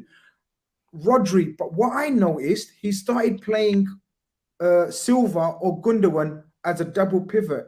Have you noticed that, or am I seeing things? No, yeah, because to be honest, the first few games in the season, Newcastle especially, they just ran right through the middle of us because we just didn't have the cover. Everyone got too giddy and carried forward. So with Bernardo in there now, with the energy he's got, we are getting the men back. We're evolving still. The system and Haaland's still getting used to us. We're getting used to him. Yeah. You only have to look at Phil Foden in the beginning of the season. Every time he got through, he shot. And the fans were screaming at him, why don't you pull it back? The last 3 or 4 games, Foden's assisting Haaland. He knows now. And the same is happening with Riyad Mahrez. Riyad Mahrez he's not getting that, knocking it across the ball. He's a man in the box. He keeps taking wild volleys from the back post and stuff. He scored the other day, but he had 3 or 4 where all he had to do was touch it into the middle. It's tapped in by Haaland. So we are transitioning. We are doing well. We are undefeated. We've had a couple of mad games where we've thrown it away, Newcastle, Villa. But Anfield, for me, I watch them home and away. And I go to every stadium and I feel it. And it's different there for us. There's a feeling you get tomorrow morning there. And it's all about the fans for me. Because the Liverpool fans can be the best in the world or the worst in the world. So you've got to try and control them. If you let them get that crowd up, it's peak. Last season, that 2-2, we was in charge. We should have put you to bed. And then as soon as the crowd fucking rallied up, you know, I was happy with a point. So, listen, I'm confident going into it. You guys have had a bad start. The Rangers result was a good one for you. I know it's Rangers, but listen to it. 7 past anyone's brilliant. I'm just looking forward to a great game of football like we had last year when I came on the Big Six, me and you, Grizz, and we said they were all talking shit. Oh, Man City, Liverpool, friends and all that. It's not friends. It's mutual respect for the football that is played on the pitch. And that's what. Do you know what? If we took them, do you know what, Steve? I'm not joking. It's not even a joke, right? We should take them to a game, Man City, Liverpool, and they will feel it because only we can explain that feeling when you're there. Like I was at the semi-final of the cup, and the atmosphere was like, and I don't know how to look. I don't know how to explain what a rivalry means because. There's different types of rivalries, isn't there, Steve? Right? There's historic rivalries that are rooted in fucking years and years of historical, or there's rivalries of decades or eras where you find 2 teams managed by 2 top-class coaches. They've got similar approaches in terms of they both like attacking. They're both not like it's not a Mourinho versus a Wenger because one was a purist, one was a wanker. Right, like, but you know what I mean. You know what I mean when I'm ranking about. That's his style. It's different. Even Ferguson and whatever, you know, these 2, right? I don't think they like each other really. You can't see them chilling with each other, so they're not friends. No. Right? People that say, "Oh, they're mates," they're not mates. But even in their handshakes, in their exchanges, you can see a little bit of something there. There's a bite there because they both know the other one's fucking good. If we're not on it. They'll trample all over us. And you don't often get that at this fucking highest level. Like Man City, before you came on, I was saying Man City are fucking the best team in Europe right now. There's no arguing about it, or one of them. Yeah, if not the best. Napoli or Man City, depending. Napoli are untested really, but they're flying, right? And I was thinking, yet the only thing that they probably doubting, like any other game, they'll be like, yeah, we're walking in and smashing everything up. The only thing is because it's Liverpool and Klopp. And Anfield. Yeah. That's the only thing stopping them from thinking, yeah, we're smashing up every team that we play. Listen, there's nobody more happier than me that we're, 13 points ahead of you. Oh. I said it because that's all I'm asked about. I'm not asked about Man United. I'm not too asked about Arsenal, Chelsea. I'm just asked about keeping Liverpool away. We know what they're about. It's like I changed my ticket to... I spoke to my ticket office. I said, I need to be near the front. There's like, well, why? I said, I just need to be near the front. But I need to do it in the front to feel it. Because when you're in that I was in second row the other year. I was right in front of Fabinho, Rodri blocking that Fabinho thing. And I'm not as mobile as Rodri, but I felt like I fucking blocked it. I was that close. So tomorrow, if you see a big bald Swede behind the net heading it, it's me. Oh shit! Yeah. Have you guys? There's a video I saw recently. There's some guy who's headed one of these. I need to find the video. I know him. I know that guy. I know that guy. He's called Trav. He's a proper blue man. He loved it. He thought he was playing. He had a flashback thinking he was centre back. How crazy. As long as it's you heading here, not Haaland. Do you know what I mean? It's I'll me, be mate. alright I'm with going that. to be there, row five with the Blues tomorrow. We're going to try our best. We're going to get a result finally at Anfield, a proper one. And yeah, boys, listen, enjoy the game. Sorry I couldn't come on the show early doors, but I always try and get on if I can. No. Of course. We know you're busy. I said to him, Steve, everyone's been asking, get Steve on. I said, fucking Steve's busy, mate. He's fucking traveling to Paris and fucking meeting the stars. You see the way he just plugged in there, Paulo Silva. Yeah. He's rolling with the big boys. I can't get hold of him that easy. But nah, you're right. Look, I'm probably gonna enjoy it more than you, if that makes sense, because that tension's not there. Like, do you remember last season? It was make or break. Like, we couldn't breathe. Do you remember all week? We couldn't fucking breathe during those games. I'm not joking, Bilal. I'm not joking. I can't explain to you. I could not breathe with these games. No, it's horrible, mate. Yeah. It's like people outside. My Liverpool mates were the college. same. Every time I could talk to them, they would come to me like on edge. I'm like, are you enjoying like actually being good right now? You're not enjoying it. You're so you stressed. can enjoy it. No, you can enjoy it. But that game, or when you're playing that, because it was literally who wins gets the title. Yeah, intense. So that feeling, like 2-0, like Man City took the lead, and then Liverpool got that game at Etihad, because it was winner takes all, and it was so scripted to fucking. They still drew. Do you know what I mean? It was like mental, and even the game at Anfield, they ran rings around us, but yet we stuck in there. We needed a wonder goal from Mo Salah. You know, to stay in it. And tomorrow, pretty much the whole fan base, Liverpool, is not fucking feeling it. Like, proper not feeling it. But as I'm they will though tomorrow. They will. No, that's what I'm saying. I'm about to say. But as I'm getting into it, and Steve knows, fucking, predicted a fucking loss, right? And then slowly, as the week goes on and the day comes in, you start believing in your team, because that's what we do. We're passionate fans of our clubs. Like, do you know what I mean? We go home and away. I don't go home and away anymore, but I still go to fucking as many as I can. And you can't beat that feeling of supporting them. And Steve's the same. Like, he's seen it. Like, people know his story. He's seen it from the bottom all the way to the top. So he's got that feeling of every level of emotion. And me, I've gone through the shit with this team. I've had fucking Man United. I've grew up with Chelsea fans talking shit to me and Man United fans. So, of course, I was going to come on my chest the last 4 or 5 years. Like European Cup, Champions, Premier League, all the domestic trophies, whatnot. But now, this is it, man. It's like it's almost like a pride game. We need to show people that we're not finished. Because if Man City smash us tomorrow, let's not get it twisted. People will say that's the end of this Liverpool team. Yeah. And I probably would have to agree. If Man City turn up tomorrow and smash us to bits, I'd have to hold my hands up and say, you know what? It is the end of this team. But we've got to rally ourselves, because this is the hardest test. I think Jurgen's feeling, I don't know why he's getting a bit, he's coming across a little bit rattled this week about Didi Hamann.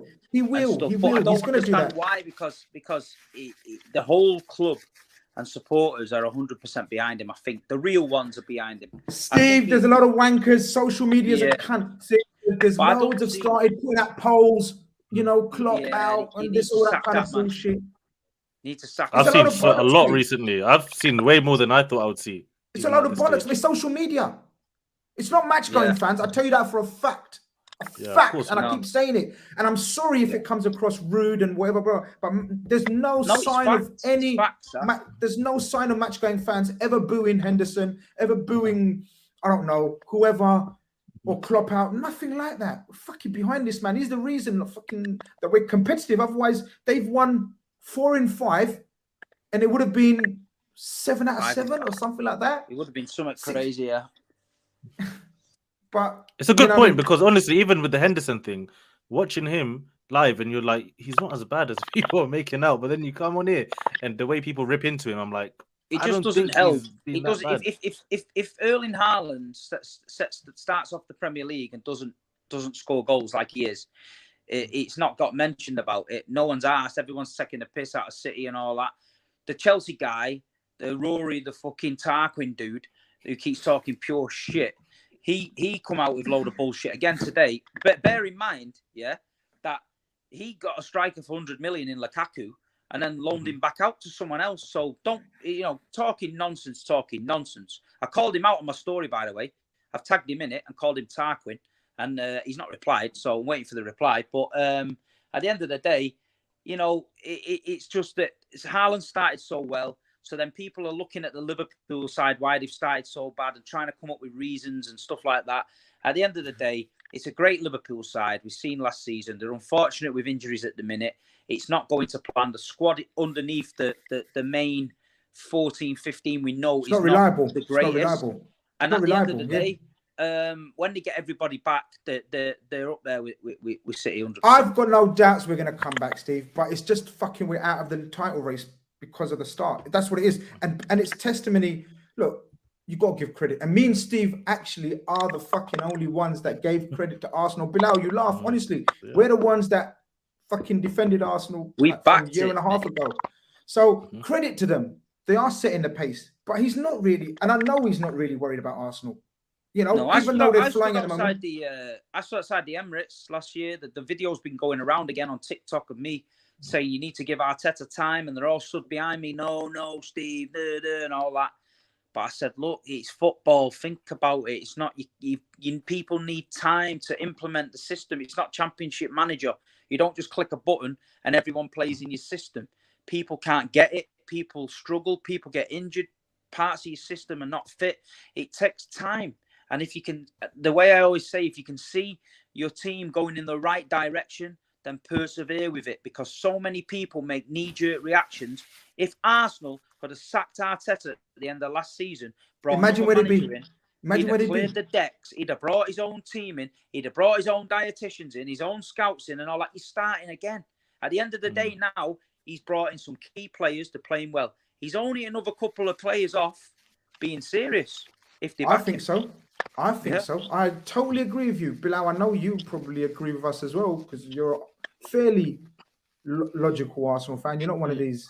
You know, I've been saying this whole time, like Arsenal. I can't really say Arsenal in title race because I look at the squad and there's some weaknesses in it where it's like if Party got injured tomorrow, then where Arsenal really going to go in terms of the midfield. As an Arsenal fan, all you need to do is look at what Leicester did and look at what everyone said about Leicester. If he got injured and he didn't do that, and before anybody knew it, and everybody had disrespect, they were on the verge of it because they got the momentum, and teams were so big in the boots that they went, we're not changing our style for Leicester. We'll knock them off the perch. Leicester came there, rolled them. They come to the Etihad, and we were cocky. We'll beat this Leicester team. They can't win the league. Next minute, Riyad Mahrez twisted us up. And at the end of the day, Arsenal are better than that Leicester side. They are. They're better than that Leicester 100%. side. Even in that season, I think Arsenal were the only team that beat them twice that year and still couldn't get over the line. But this season, we'll see what happens. Boogerman's asking, big up, Steve. Any guys can link Steve's channel? Yes, I'm going to put in the description. Bilal, can you do that for me afterwards? Yeah, make sure you check it out. Big Steve MCFC. Listen, guys, in the comments as well. Just type in Big Steve MCFC and it will come up everywhere, guys. But I'm going to put it in the description anyway. Enjoy the game tomorrow, and then Liz, Grizz, we'll do something in the week, innit? About the game. 100%. You'll jump on and chat, yeah. Yeah, 100%. Wicked, right. Nice one for popping in, son. Nice to see you, Bilal. I'll see you soon. Take it easy, guys. Yeah, nice one, Take care, man. Brilliant. Right. Enjoy. Nice one. There you go, gang. Pleasant surprise that Big Steve in the building. Wasn't scheduled. He was in Paris over the weekend. He did say he's going to try to get here for Saturday, so big him up, man. Nice one of Steve to pop in. Here we go. Let's get the next. Don Smoke is the next caller in. Welcome to the stream, my brother. Hope you're doing very well. I'm doing great, man. Grizz, how are you doing? How's it, Bilal? Big up, man. Yeah. Bilal's doing. I'll let Bilal speak for Bilal. Yeah, man, I'm just enjoying life. I'm a Liverpool fan tomorrow, so yeah, I'm just here enjoying my life. Don't want to hear that. You know, he's but how are you? How you been? Long time no chat. Yeah, it's been a while. I remember the last time I was here. It was I think it was the game. Is it? I think we're going to Anfield. I think I can't remember, man. My memory is like a sieve right now. Yeah. I hate being the party pooper because I see all this positive energy of Liverpool can do it. Where did you see the energy? Where did you the positive energy? Not from me. Where did you see it? Which party are you trying to poop? No, I had men like Mo, the previous City fan and stuff. Okay. I think Well, City fans. the I think reality, it's City fans bigging up Liverpool fans because as it comes closer and closer, you feel the tension may be that you're not going to exactly smash us like everyone's been saying last week and the last few days. Maybe that Liverpool fans are still thinking it's going to be very difficult for us tomorrow. Very difficult. I think the reality is, I think that was a different Liverpool team that we came up against, right? It was a team going for something that was unprecedented, never achieved before, and they were in good form and momentum, right? And as everyone has mentioned, right, even those games, the first half of each we outplayed Liverpool, right? And what I was missing was a clinical man up front to bury those chances. It was similar to like the Madrid game, whereby we and you saw it when the ref blew the whistle. Klopp ran into the dressing room immediately. That Anfield. It's like, no, this has to change. And at the end of the day, as much as Liverpool is not in form, they still have the players that have lived these moments of this whole Liverpool era, right? Meaning that the individual brilliance will be there, right, to be able to create moments of magic. The only question is, can they do it collectively? That would be the only question, right? But now I think the Haaland is the X factor, us going there now. Because previously we had a lot of games whereby we were the better team, but we didn't have guys who were clinical enough to convert those chances. And now what you see, the thing is this: the difference of Haaland means that guys like De Bruyne, Foden, Grealish, Bernardo, and Gundogan have this weight off their back, knowing that their goals are not. It's not reliant upon them to win the game, meaning that they can play now with freedom. Even hence, you see Foden is having a better season because he knows that he's not reliant upon him as the false nine or whatever position he's playing to be the main guy, right? And that is why tomorrow, Grizz. I don't think you want to hear my score prediction, right? No, I love it. I love it. You know, of Give course. us I mean, I your- didn't. I mean, give us your I know. worst. No, Bilal, check this out. He's so. I like the way he's done it because I didn't even ask for his football prediction, but he's already said you don't want to hear my football prediction. No, but So now I want to hear your football prediction. right. But the thing though is, I don't see any clean sheets both sides. That's the thing, because of the caliber of players on the pitch. And I feel as if Diaz is a big miss for you guys, right? Massive miss, massive. Is a massive in the sense that whenever Liverpool played us, I always feared Mane, right? Yeah. Mane was so critical because one thing people don't understand is Mane always triggered the press for Liverpool. If you notice, Yep. he triggered the press and everyone would follow, right? And now that intensity is gone. And I feel as if the next player who had that intensity was Diaz. And plus Diaz has the ability to take out players, like wherever Cancelo is. Because if he ran away from Salah on the right, he'll have to deal with Diaz on the left. 100%. Which his trickery is enough to take out at least two players simultaneously, which makes you a danger in transition. So now without him there, I feel as if your next biggest weapon, which not many people are talking about, is actually Jota. I see Jota scoring tomorrow because Jota is a poacher. Trust me, Jota is actually one of the most clinical players you'll have. I agree with you. I'm glad a non-Liverpool fan is speaking on it. Yeah, and so I think one of the biggest questions that could change the tide of things is whether you go Bobby or Nunez. What do you prefer from Man City point of view? Let me ask you this. From your point of view. I prefer Nunez. You prefer to play up against Nunez? Yes, then Bobby, and I'll tell you why. Bobby does something similar to what Kane does when he plays against us, whereby he pops in that area between Rodri and the centre back, almost like a false nine.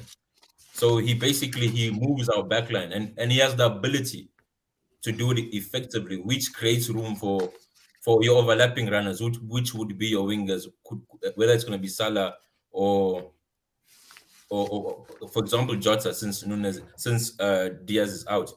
Because if you play Nunez, then I think Pep might even play Ake, and we just put a man on him. And as good as Nunez could be, I don't think he's of that. His ball playing ability is that of Bobby.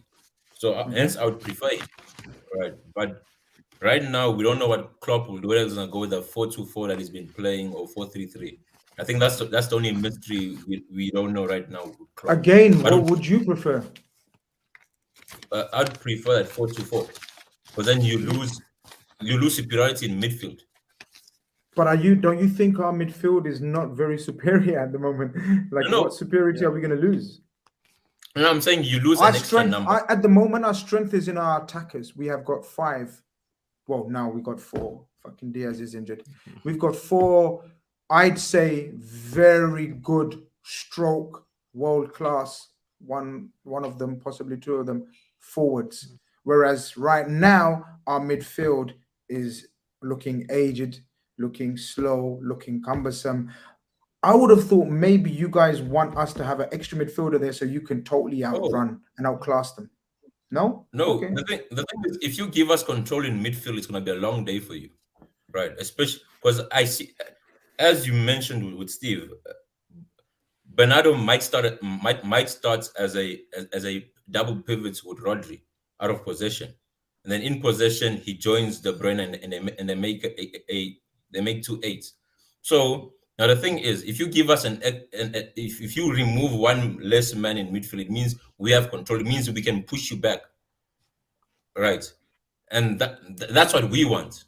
We want to, because the thing is, with Haaland already, your centre backs are going to be occupied. So now we're trying to create more space between your centre backs and your midfield. So the thing is, Thiago is key in the sense that I feel as if he's your best ball playing midfielder, right? So now the thing is, he needs legs around him. Hence, you need an extra midfielder.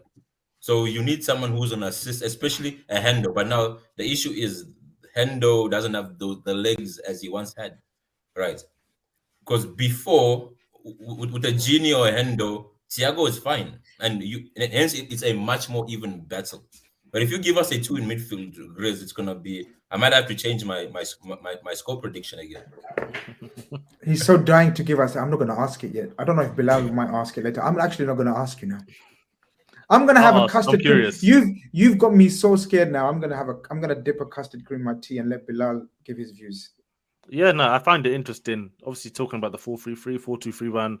I've said my piece on that. I think the 4-2-3-1 still is the best way to go, because even if Liverpool do play a 4-3-3, let's say Fabinho, Thiago Elliott, for example, they're not going to touch the ball either way. For me, you got to play to Liverpool's strengths, and that's with the. Why are you so adamant that we're not going to touch the ball either way? No. You with that 4-3-3, you're going to get bullied in that midfield. For me, really? you need to make Man City start thinking. We haven't been bullied. Our last 4 games, Cup and League, they haven't beaten us. We've beaten them twice. But this is a different Liverpool, man. This is not the same. And I feel like, I just think about this right now. That Community Shield game where Liverpool looked really good that day, and we saw Pep trying out maybe a few things, and Haaland missing a few chances. He's going to be so up for this game, trying to get his own back at Liverpool. But yeah, for me, I just keep thinking, in the transition, in the defensive phase, just play a 4-4-1-1, keep it tight. But when you start attacking, now Liverpool, go with them 4 attackers and try and kill them. Firmino, if you play him in that 10, he can occupy Rodri, get him thinking, Firmino's near me. And we see how good Firmino, give him one touch, he gets the ball, the way he can glide past people, man. He's unbelievable footballer. Get Nunez in behind, causing problems. Get Akanji. Is it going to be Akanji and Aki? Who's actually fitting the Man City exactly. Right now? I'm not too sure. Don, talk to us. Give us some insight into sort of the way you think Man City are going to set up tomorrow. Right, because Walker's out, right? I think we're going to need Akanji's pace. People actually don't understand that Akanji is our second fastest defender. That guy is quick. And that's why Pep played him immediately as he came in. First game he arrived, he played. Is to do what Walker used to do, right? Stop the counter attacks. Got ya. Right. That's why he's there. Now, hence I was saying that the Nunez question is important because if Nunez plays, Ake would play as a centre back because of his aerial ability. He's actually our best defender in the air. Now the thing is, I see Cancelo playing on the right. Ake is your best centre back in the air. Yes, then Diaz. Above Diaz. Yes. Interesting. That's why I don't know if you notice whenever we play against a tall striker, you always see Ake as a centre back. Okay. You'll always see Ake as a centre back because he's actually the best aerially. So, and so now the thing is, I see Cancelo playing on the right. Right. I see Cancelo playing on the right. Now, the only question which I don't know is between Diaz and Laporte, who's going to start? Right. Because the thing is, Laporte is actually our best ball-playing centre-back. And he's critical to the build-up play. So normally it's Laporte and Stones. They're best at build-up. Diaz and Ake are the worst. But now Akanji is better than both Diaz and Ake. So you might see Ake at left back defending Salah. Then the question would be Akanji with either Laporte or Diaz. But right back would be Cancelo. And with Diaz being out, I'm actually bet at ease. Because Jota is not as good dribbling-wise as Diaz is. But he's different. But he's a different type of wide man. Yeah. Where Diaz would collect the ball, look to beat him, drift in, link the play. Jota's just looking to make the run behind again, and again. And Robertson, he'd be thinking if Cancelo's there and Jota's keeping occupied, the overlaps now. And maybe because Cancelo defensively, as great as he is on the ball, people don't talk about Cancelo and his deficiencies that he's got in the defensive phases of the game. Is that fair, Don? What Bilal is saying? I agree with him. Last season, the thing with Cancelo, he has lapses where he loses concentration. Similar with even Laporte, right? They have lapses of concentration loss. Whereby this season is actually improved on that. Whereby his lapses are not as big as before. He always had brain fart. You see Cancelo just making rash, and even Diaz to a certain extent. You just saw some outrageous tackles, whereby even that penalty against Benzema. So now the thing is, he's gonna have Akanji next to him, whose recovery pace will be key, especially in transition, because Cancelo will overlap Foden, right? So there will be space on that right hand side, and that's where Akanji becomes key. Of can he recover, do that Walker job? The job that Walker used to do. It's gonna be interesting, man. Tactically, it's so interesting. Yeah, it's fascinating to be honest. Like how both teams are gonna set up. Yeah, and Liverpool have so many. Even I was thinking Carvalho, could he do a job on the left? Maybe. This game is way too big for him. Way too big. He's not there yet. He's good. I think it's more like Palmer. It's like us throwing Palmer into the game. I don't think you'd want to expose him. But shall I tell you, last season, who had quite a decent game, especially in the second half. He was not awful. He wasn't awful in the first half against you guys, but you guys were too good in the first half. Curtis Jones. In the second half, Curtis Jones, what a baller. Okay. Underrated, because I saw Liverpool fans talking. I've seen some Liverpool fans killing him, man. I'm like, I would take him in my club right now. I actually rate this guy a lot. I know he's had a few problems with injuries. I think something happened to his eye or something. I can't remember. So, he's been very unlucky with little injuries that have been like they're not minor. They're very acute injuries type things where you just have to leave them. You just have to let them rest. The eye injury, and this time he had a little bit of a stress fracture, but he's back now. He's fit now. I don't think he will make the team tomorrow. Yeah. But I remember it's just the chat we were having about sort of Palmer and Carvalho. Yeah. Elliot, though, a lot of people asking about the Elliot situation, if he would make the team tomorrow.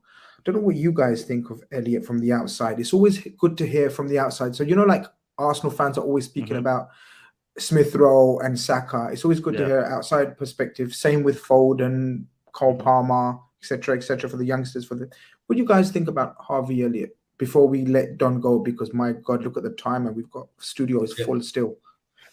Regarding Elliott, I feel as if he's more of a hybrid of a wide player who has potential to play in the interior later on. Right.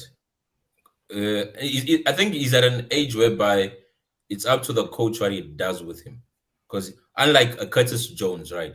I rated Curtis, right? He could play in the midfield. He had, I think with him it was just more of when he becomes more mature, he'll come into his own. Whereby whenever I see Elliot, I'm like, okay, is he a right winger? Is he a right attacking midfielder? I don't know if you get what I'm trying to say, in the sense that he's versatile. He's too versatile for his own good, whereby the manager might put him in a place whereby it doesn't benefit, but he's got the raw minerals, right, to one day become a good player. Agree. Yeah. I agree with you, and I actually like the point that you made about, you know, the one position, the one definitive role. We've tried to mold him. So because look, very quick background. Sorry, Bilal. Very quick background. Yeah, no, it's Curtis fine. Jones. Curtis Jones was a playmaker. Sorry, Curtis Jones was the free role. All his under 23 career, under 21 career, under 19 career, free role, left foot, right foot, go left side, right side through the middle, shoot on sight, take on players. He was like the outstanding player. He started getting into the Liverpool team, and then it coincided with Gini's departure and Curtis Jones being given his minutes, not per se, but the majority of his minutes.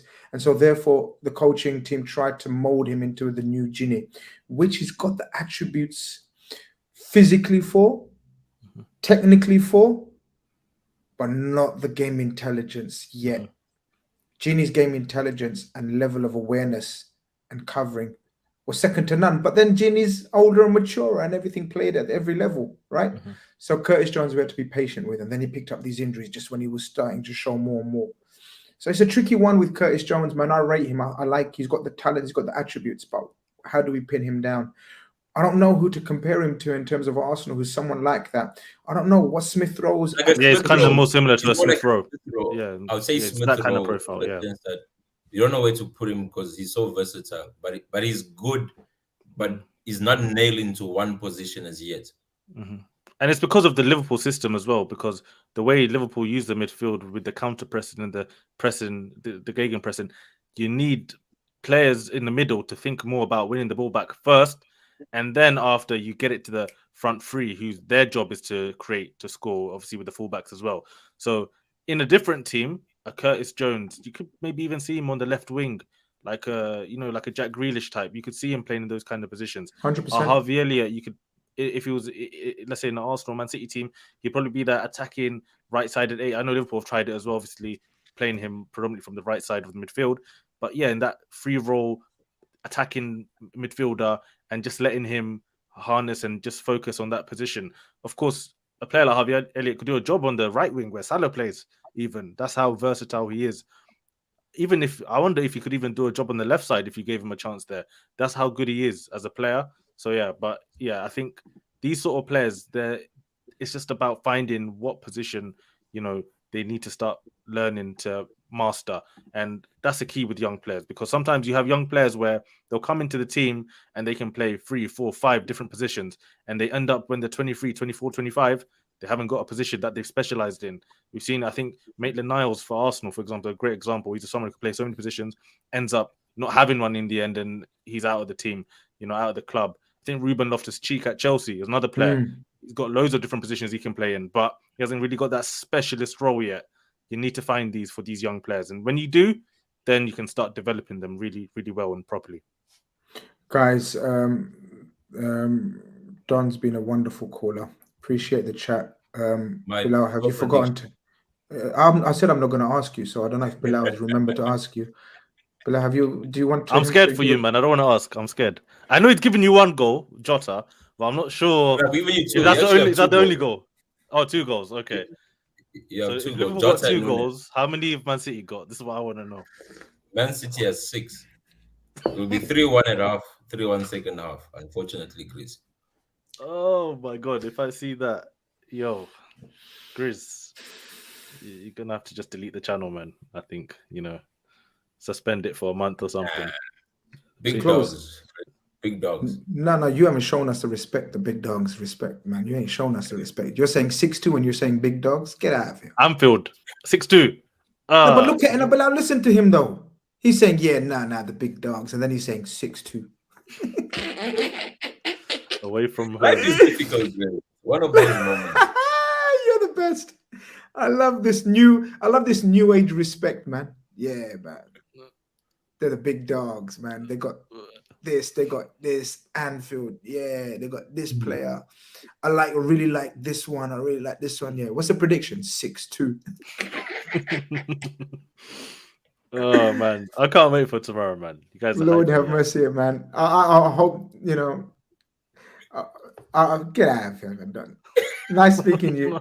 We speak soon, my brother. Take care of yourself. Look after yourself. See you soon. Yes. Bye.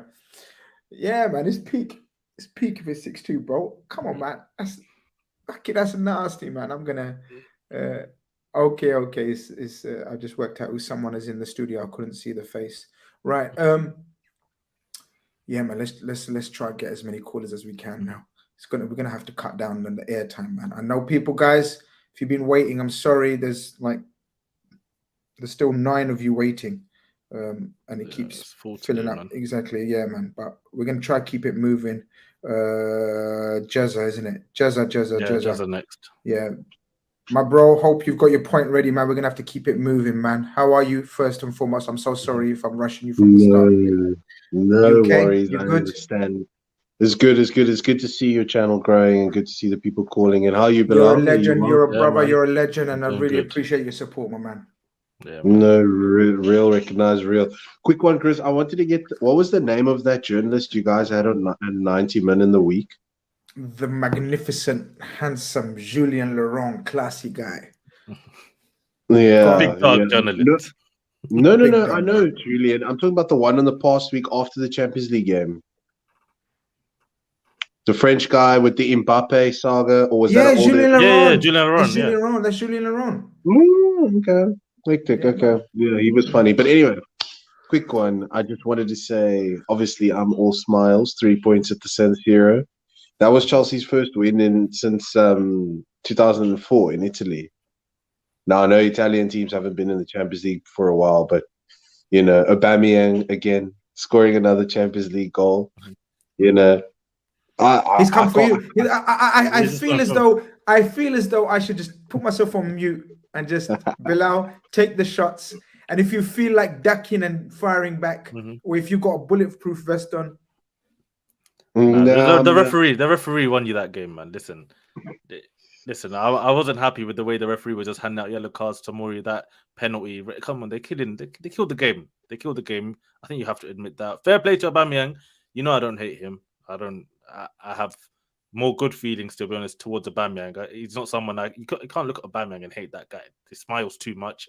His celebrations are too fun. Can't really hate that guy. But yeah, big. Really? Can you be frustrated though? Can you be frustrated? Okay, you're saying you can't hate Aubameyang, but what can I hate him for? He got kicked out of the club.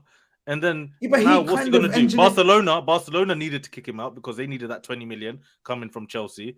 No, he had no options. Where else is he going to go? I think even Aubameyang said Lacazette was talking to him saying, "You're going to Chelsea. Like, come on, bro. Like, what are you doing?" But just before, just 1 man. second. Sorry, I've got super chat, man. I completely forgot in case I forget. Sean Luke Doherty O'Brien, what an amazing, wonderful name. He says, "Hello, Grizz. Big up the good work. 5-0 Liverpool win tomorrow. P.S. Hubbard. What does that mean? Haybert? Anyone help me here? Another name to add to his long and beautiful. I'm so sorry, man. I didn't name. But 5-0 would be amazing, my brother. I'd do this. I'd do this show tomorrow. Tomorrow's show will be fucking next level lit. That's all I'm saying, bro. If we win 5-0 tomorrow, there's fireworks. I'm letting off fireworks inside my own house. Get that Man City goal difference down, man. Get that goal difference. I'm looking at it like I don't know what is. Sorry, you guys continue. What I was saying about Aubameyang is right, Bilal. Yeah. I hear you about he's your hero, he's smiling, whatever. But hero hype. No, he's not a hero. But okay, not hero. I just like him in it. Like it's Aubameyang. I can't hate that guy. He's just like he's like an airhead, man. Like you can't really hate someone like Aubameyang. You know what I mean? But at the end of the day, he's doing this thing in Potter already. The signs are there. He's a top coach, man. He's a top coach. He's getting new trims. He's looking fresh. He's so likable as well. And it sucks that he's at Chelsea because Chelsea are not such a likable team, really. I think, you know, that's from my side. But apart from that, you guys are doing well. Reece James, though, injury. Yeah. Fofana, injury. The injury situation is not looking too good. And yeah, but I think the other week you beat Wolves, 3-0? And the rotation and all the players that you brought in, you'll be fine. You'll be fine at the end of the day. But No. no, take your airtime, man. Come on. You go. Yeah, the Reece James one is breaking my heart a little bit. That and the Kante also had a setback, so I don't think we're going to see either of them before the World Cup. I saw two huge blows. Yeah, I haven't forgot about Kante. I haven't forgot. Yeah, the journalists are having a back and forth with one another. I was scrolling through Twitter. I saw like David Ornstein came out saying that Reece James is not going to have surgery, and then like a couple minutes later, Nizar Cancelo came out saying that Reece James is going to have surgery. So at the end of the day, Nizar Cancelo. Nizar. Oh, how do I say his name? Nizar. No, Nizar. Yeah. I've seen him. Yeah. Is this recent? Yeah, his most recent tweet was saying Reece James is not going to have surgery right after saying that he is going to have surgery right after David Ornstein said that he's not going to have surgery. He might have it, Remember Ben Chilwell? Didn't Ben Chilwell get injured? They didn't give him surgery initially. Then, like 2 months later, they gave him a surgery anyway. So yeah, I'm not too worried about that situation. Yeah, I'm not too worried about Reece James because it's not his first injury, and he always comes back stronger. He's got that mentality, and physically, like if you look at him, like stature, build wise, he's just like an animal. But his joints and his ligaments seem to be like extremely soft. But the one thing I wanted to come on and say was I'm in conflict here because I don't know if you guys have watched much of Koulibaly, but like last week I came on and I said he looks like a disaster that's waiting to happen. But he's come into our side. He's played 3 games on the bounce and we've had clean sheets. Okay, those clean sheets need context in terms of Milan in the first game. Loads of injuries. Wolves are toothless, we know. And then the Milan red card situation. However, at the end of the day, he's kept 3 clean sheets with Kepa behind him as well. And he's another one. Potter's kind of said Mendy was injured. And on top of that, in my opinion, in terrible form. Are you okay with goalkeeping change? The goalkeeping situation is a weird one for me, Grizz, because when Mendy came in, I wasn't like ecstatic because I didn't know who he was. Then he came in and he did great. But me personally, I've always had the opinion that he was going to be a stopgap and that we were going to go big. And now we signed some other young goalkeeper, Mexican guy, Slonina or something from the MLS. Highly rated. Said Real Madrid wanted him. Yeah, I'll believe it when I see it. Almiron was also highly rated. So at the end of the day, I just like him because he's vocal and he's Mexican and he's Latino, But on to tomorrow's game before I leave, Grizz, because I know you got people waiting. Just want to say one thing for the Liverpool folk. The Virgil van Dijk claims. I know he doesn't come out and say that he's the best centre-back in the world. But when we were hearing best centre-back in the Premier League ever and all of that kind of stuff, I was just thinking about it like, okay, let's take the banter aside because you obviously put into context that City are great. But when you look at it, he's won 1 league title, right? Now I'm looking at it and I was thinking, JT played with like towards the end because I'm not in the beginning when he was picking up his 5 Premier League titles with Chelsea. You're not doing this. Hold on.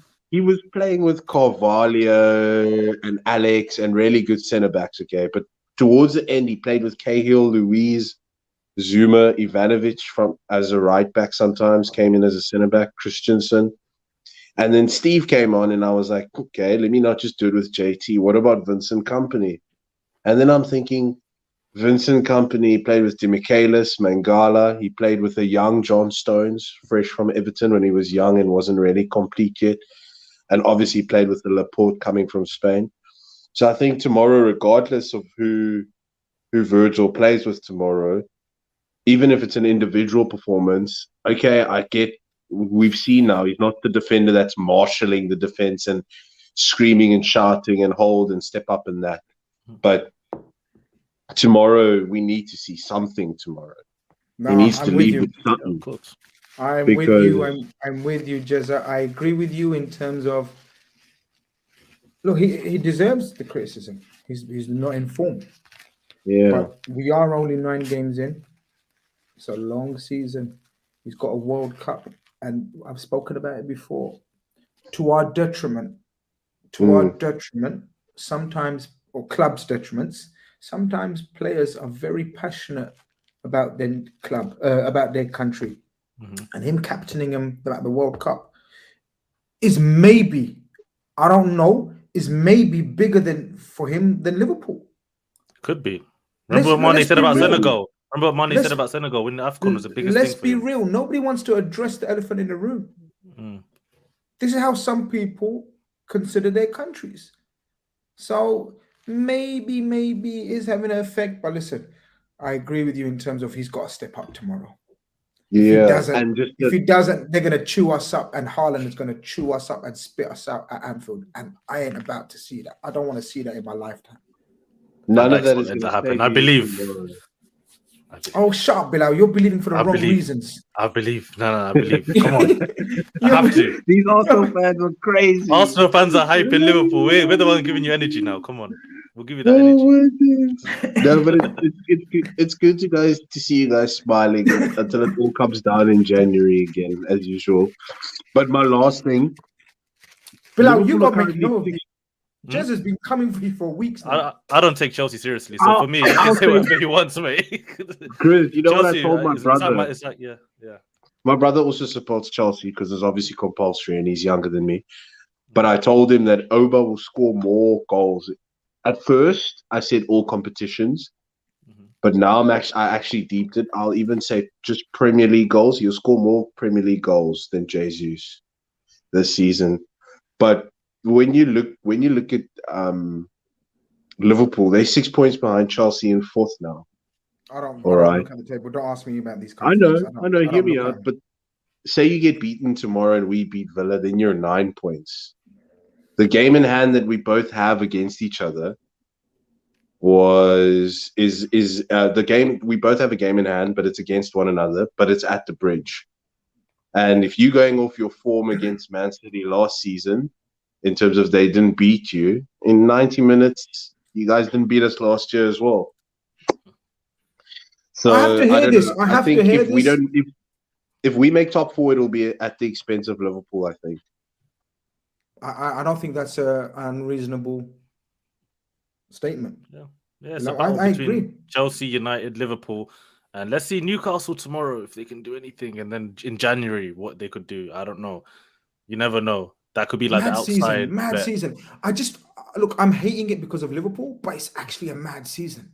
Even Tottenham. Look at Guys, Tottenham right now. They've only it's lost to mad. Arsenal, and we know what they do head to head against Man City. They've normally been beating them. You never know. This could be crazy. So if I take off my Liverpool hat, this is wild season. You're actually ahead of Man City tomorrow, like possibly. Like if we beat them and you get the job done at Leeds, and I know I think Leeds are going to be tricky for you guys tomorrow. I'm just putting it out there nice and early. Me too. It won't be as easy as last year. Last year was. I think Leeds are going to cakewalk. cause you a few issues. But Jezza, pleasure as always, my brother. Big up, man. Stay blessed, guys. Good luck. Give us a prediction. Give us a prediction for tomorrow. For tomorrow, I think the game. If you guys can survive half an hour, then you got a chance of taking 3 points. But in my opinion, 3-1. I know people are thinking it might be a 6-0, but I think it's going to be. You know when they went to Old Trafford last season and they won 2-0, but it felt like it was 6-0. Wow. I have a feeling it's going to be that kind of game. Wow. Like a 3-0. Did I hear 6-0? You've just compared us to that Man United team. Are you? Wow. Yeah. I'm making notes. All you brothers, I'm making notes, man. See, I just tomorrow I can't see it, especially with the Khanage situation now. Yeah, whatever happens, they're going to be licking their lips tomorrow. And I think with what Steve said, everyone's going to be focused on Haaland, and Foden could pop up, or De Bruyne could pop up, or Cancelo, whoever plays right or left back tomorrow, and wherever Cancelo plays tomorrow. It's going to be long. But like you said, long season. I still think Liverpool will come right. in my perfect world, Arsenal are still going to finish 5th. I know no team has finished out of the top 4 with these amount of points, but how many records have Arsenal broken like such over the years? How many? Ooh, How many? on that No, not final that many. dig, I'm not even gonna let Bilal come back at you. Look after yourself. Take care. Yeah, Say enjoy. good luck Enjoy, tomorrow. bro. See you later. Yeah, man. It's Jesus coming for you this season, man. He's not having this Arsenal renaissance. You know what I mean? He's saying, no, they're still gonna come down. A lot of people are Listen, looking. it's a Chelsea fans, man. As whatever they do, they'll never be the biggest club in London. So it is I what think it is. that's for where them. it comes from, innit? I Yeah, think that's where it stems from. exactly. So it is what it is. All right, Let them talk. Anyway, let's yeah, get- we got. Look at Narrit in the building. Yes, Narrit. Can you guys hear me? We can hear you, Yeah, man. Our man from Malaysia. Thailand. Oh, Close enough. Taiwan, man. Come on. damn. Even I knew that. So why didn't you correct me, man? No, it's too late. You said it too quickly. I tried to say it slowly, man. You need to message me as shit, man. That makes me look shit, man. I don't even know where my callers are from, man. I should know this, man. He's a regular as well, man. I'm sorry, man. No. You Hope you're good. talk to multiple people in each day, so it's understandable. Thank you, sir. How are you? I'm doing really good. It's I actually do know it's 4 I a.m. here. do. I was just gonna say I do know it's like 4 5 a.m. in the morning. So big up yourself every time. Hope you're doing well, my bro. Yes, thank you. I hope you guys are good as well. How are you guys doing? We're good. Bilal's better than me. I could be on top of the moon tomorrow, even though it won't make any difference too much in terms of our league title aspirations or anything, but just to let the world know that we're not dead. Or I could be down and out and finished if they turn up and beat us tomorrow, because it's gonna take a lot of. It's Rocky versus Ivan Drago here. It's going to take a lot for us to turn it around if we lose tomorrow. But we'll get into that. Narrate. Talk to us, my brother. What's your points? What's your opinion? Yes, what do you want to talk about? All about you. Since the whole occasion is obviously the big game tomorrow, I'm just gonna stick to the game as well. Okay. For this week, so I'm gonna basically say what I think Klopp is gonna do and what I would do, and end with a prediction before I bounce. But let's do that. Obviously, I think from the first very caller, big up to him as well. I think he literally mentioned all the scenarios that we can do. I think we've all mentioned it. The obvious ones are it's either Milner right back with Gomez pairing up with Van Dyke, or it's Nat Phillips coming in for his first game of the season with Gomez right back. And some are saying, what if Fabinho in center back, or Fabinho right back, who he's played there for Monaco. But I actually have a feeling that I think even though Klopp loves playing like Milner, and he knows, us fans, we don't really like seeing him coming on, even if it's for the last few minutes at the right back, unless it's a team that's obviously with no disrespect to other teams, but I mean like the likes of Bournemouth or whoever. But I think this time tomorrow, I think Klopp, if there's one thing he's learned from last year, is that I don't think he's going to repeat. It's not going to be a Foden versus Milner part 2, or whether it's Jack Grealish this time, or like you mentioned, Grizz, they might double up again, But I think Klopp is not going to repeat that, and I think he knows the fans wouldn't want to see James Milner right back, and I don't think he's going to throw in Nat Phillips as well. He's going to be rusty and up against Haaland. If this was against any other team, I believe it will be Milner, but just because it's City, and I've seen Henderson playing right wing against Arsenal for the last 15 minutes, I have a feeling it's going to be Henderson for some reason, and it's going to be basically Thiago and Fabinho in the double pivot, obviously, and I think we'll stick to the 4-2-3-1, or some are calling it 4-2-4, or yeah. So, but what I would do is I would actually play Henderson as well, but I'm going to just change the formation slightly, because I think the last time I called Grizz, we actually spoke about the formation change as well, playing 3 at the back, and we know Klopp is not going to do that. But I would actually play 3 at the back with Gomes right center back, Van Dijk in the middle, and my left would either be Tsimikas or Robertson. Now that both of them are fit at the same time, I would actually put one of them in the in the three at the back. So you could, let's just say, Robertson and then Tsimikas left wing back and Henderson right wing back. That means I have to drop one of the front four because I have Thiago and Fabinho in my midfield. And at this point, I think Salah and Jota both were rested. They came on against Rangers. They both will start. I mean, Salah just backed the hat trick. He has to start. He's our main man, and we can't drop inform Bobby as well.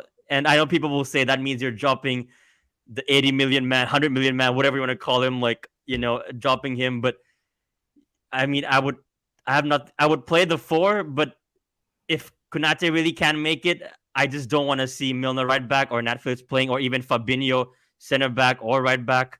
I think the best way is Henderson because he's not that slow, and I feel like he can still put in a shift though. I still believe he can still put in a shift on the right side. Like, he's used to playing right mid, since he joined the club. I know his legs are all gone now, you could say, but that's what I would do. And I think Klopp would play Henderson for some reason, but obviously it'll be 4 at the back, and he would go with the front 4, I believe.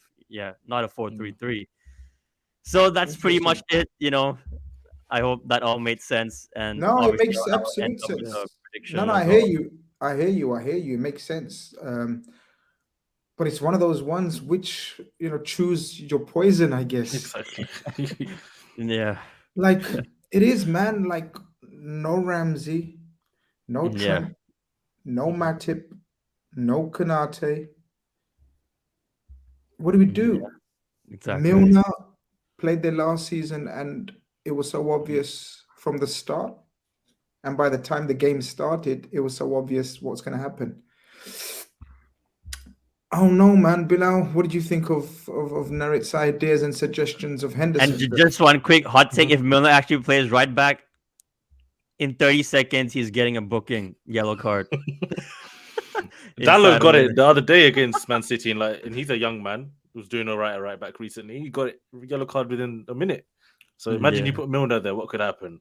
Milner, that is no go zone. You can't play Milner right back, because for me, I think Steve was talking about playing Foden on the right. For me, I'm a fan. I'm not a fan of Foden on the right. For me, he's the best on the left. And you play him either left centre mid or you play him left wing, and he's going to be coming down the line, stretching that right back, and then Cancelo, let's say he plays left back, he's going to be coming inside. So you got to think about how you're going to deal with that. So maybe the 3 at the back shout isn't a bad idea, because you would be able to counter that sort of area. But then maybe are you focusing too much on that side? Then you leave the other sides open, and that's the issue when you play Man City. Just a very quick one before we get into that 3-man or however. Rodri, poor man, Fabinho, sends in a super. Says, my guy Fabinho going to wake up and score a banger. My God, that banger he scored against Man City. Do you remember, guys, 2 years ago, or was it 3 years ago? Celebration. It's about time. Bro, it's about time again you do something, because I know you had a very good second half against... Who did we play the other day? Rangers, yeah. I saw a little bit of Fabinho. A little bit of Fabinho. Yeah, I agree. And that's where I'm thinking now, if we change positions again. Yeah. Yeah, for me, Fabinho in the middle, man. You got to play Fabinho in the middle. And that right back area, you got... Who have I been saying? We've been saying Tsimikas as an option. After that, I'm not going to mention Milner's name again, as I said. No, I'm with Gomez. That's the last option. Phillips, it's that side of the pitch. Yeah, it's tough. It's tough. But that's why I want that 4-2-3-1 still. And you've got to play Nunez, because get Nunez to run at Edison and make that guy do something crazy. I feel like Man City's defense. That's not a bad point, I think I like that idea of yours, because he's prone to do mad shit, and he's done mad shit at Anfield against before. You guys. Against you. I remember Salah one goal. Was it Champions League? Or was it Prem? Yeah, Bobby from the halfway line. Mohamed Salah, sorry, Salah, Champions League, yeah. So you got to get at Man City. You can't just let them. No, we can't dominate the game. If we let them dominate, they will dominate. Yeah, exactly. You got to give them something to think about. But the only way... I'm sorry, guys. I'm giving too much of my opinion. I know it was you guys, but can I just say what I think as well? We're here for that, man. Come on. Okay, of course. Thank you. No, but I always say I don't want to give my opinion unless I'm asked it. So on this show, especially. But the only way I would let them have the ball is weirdly, if we play this system with 4 forwards. Yep. So Gomez, let's just say for argument's sake, right? Let's just say for argument's sake, Phillips and Virgil are the centre backs. Gomez is the right back. Robertson is the left back. Then we have to go with Thiago and Fabinho. Let's say we leave out Henderson, right? Yeah. I can't see that now, especially if we've got these players missing. I think Henderson is nailed on to start. Where we don't know right now, right? Fabinho is nailed on to start now. So if we had any dilemmas about leaving one of them out, it's over with. But now, if that's the case, the only reason I could see, or the only way I could see a game plan where letting them have the ball is if we don't play the high line, lure them in, which is what we've been trying to do in a couple of games. It hasn't. We tried to do that to you boys at Arsenal. It worked to a certain degree, but not fully. And then because we've got Bobby behind the pacey front three of Salah, Jota, and Nunez, murder them on the break. That's the only way I can see that, because it won't be just Salah or Mane on the break now, like it has been usually, and Bobby just... Now it would be the Nunez factor as well. And Bobby on Rodri, and then 2 sitters. That's the only way. And those 2 sitters will have to be absolutely at their snarling, nasty best. Like even Thiago can get stuck in. When I mean stuck in, he's like, he can be a ferret. Little pit bull. You know? Yeah, little Trying to pit do bull. things, Yeah, he could be a little pit bull. And Fabinho has to have a Fabinho game. Because we not have the pace at centre half, but we would have any long balls, you'd like to think Phillips would hold up his own against Haaland. Of course, Haaland will win some, but Phillips is very good in the air, very good. Yeah. But Virgil would need to be ready to have the game of his life. That's the only way I would think, but I don't think Jurgen Klopp's mentality is like that in any way, shape, or form. I don't know. But with your 3 at the back, I don't know, guys. I don't know. The 3 at the back, because Robertson, because you said Robertson left centre back. Even Scotland played their 3 at the back, but Robertson still plays wing back. He doesn't play in that 3 centre back. Yeah, I think it was Tierney, right? Who normally plays. Yeah, Tierney normally plays and then Robertson. centre back. They do some weird overlapping stuff because of the 2 best players. Miguel sends in a super chat. He says, "Play Klopp at right back if you guys." It's getting that way, but with the Robertson one, I wouldn't want that narrative. I wouldn't want Robertson's passion, energy, desire to be taken off the left wing. What about Simica left centre back? No, that's a total no-go, man. Total no-go. He'd be. Yeah, that's not a good idea, man. You could play Phillips more if you played the 3 at the back, then, because you could put the Gomez, Phillips, and Van Dijk. And you could work that way. Yeah, but then the same option then, but then same thing. Who do we go right back? Then it would again same be Henderson or Milner, or even if Ox was fit. If Ox had game time behind him. I was actually gonna say my random shout is Ox right wing back or something, but I think he just came back because I saw his obviously pictures in training. I think he was training in the Champions League match as well, but obviously he's not in the squad. No, he's not. He's him and Keita were left out, so he was just training with us. And I saw him training for this game as well. But again, like you said, he has no match fitness. We can't just throw him in, especially at right back or right wing back. He loves the game against City, though. He loves to pack one. This is a good point as well. Yards. Saying you've lost a centre half, and you're already short with Matip. I don't see why you should go to 3 centre halves when you're struggling to get 2. And also another thing, like 3 at the back or 3-5-2 versus a 4-3-3. I always feel like a 4-3-3 should dominate someone who's playing a 3 at the back a lot of the times. But yeah, tactic. I think that 4-2-3-1, that's the way to go. I think Liverpool showed it. I know Diaz though. That's the thing. Diaz injury is a massive loss. But the thing is, Bilal, the 4-2-3-1, I was backing it until the Khanage news. Yeah. Because I don't know if we can. I don't know if we can afford to leave Henderson or Fabinho out of the team. Now, you know me. I already said I was putting Thiago on the bench. So for me, it was a different. I'm putting Henderson, Fabinho in there. Why?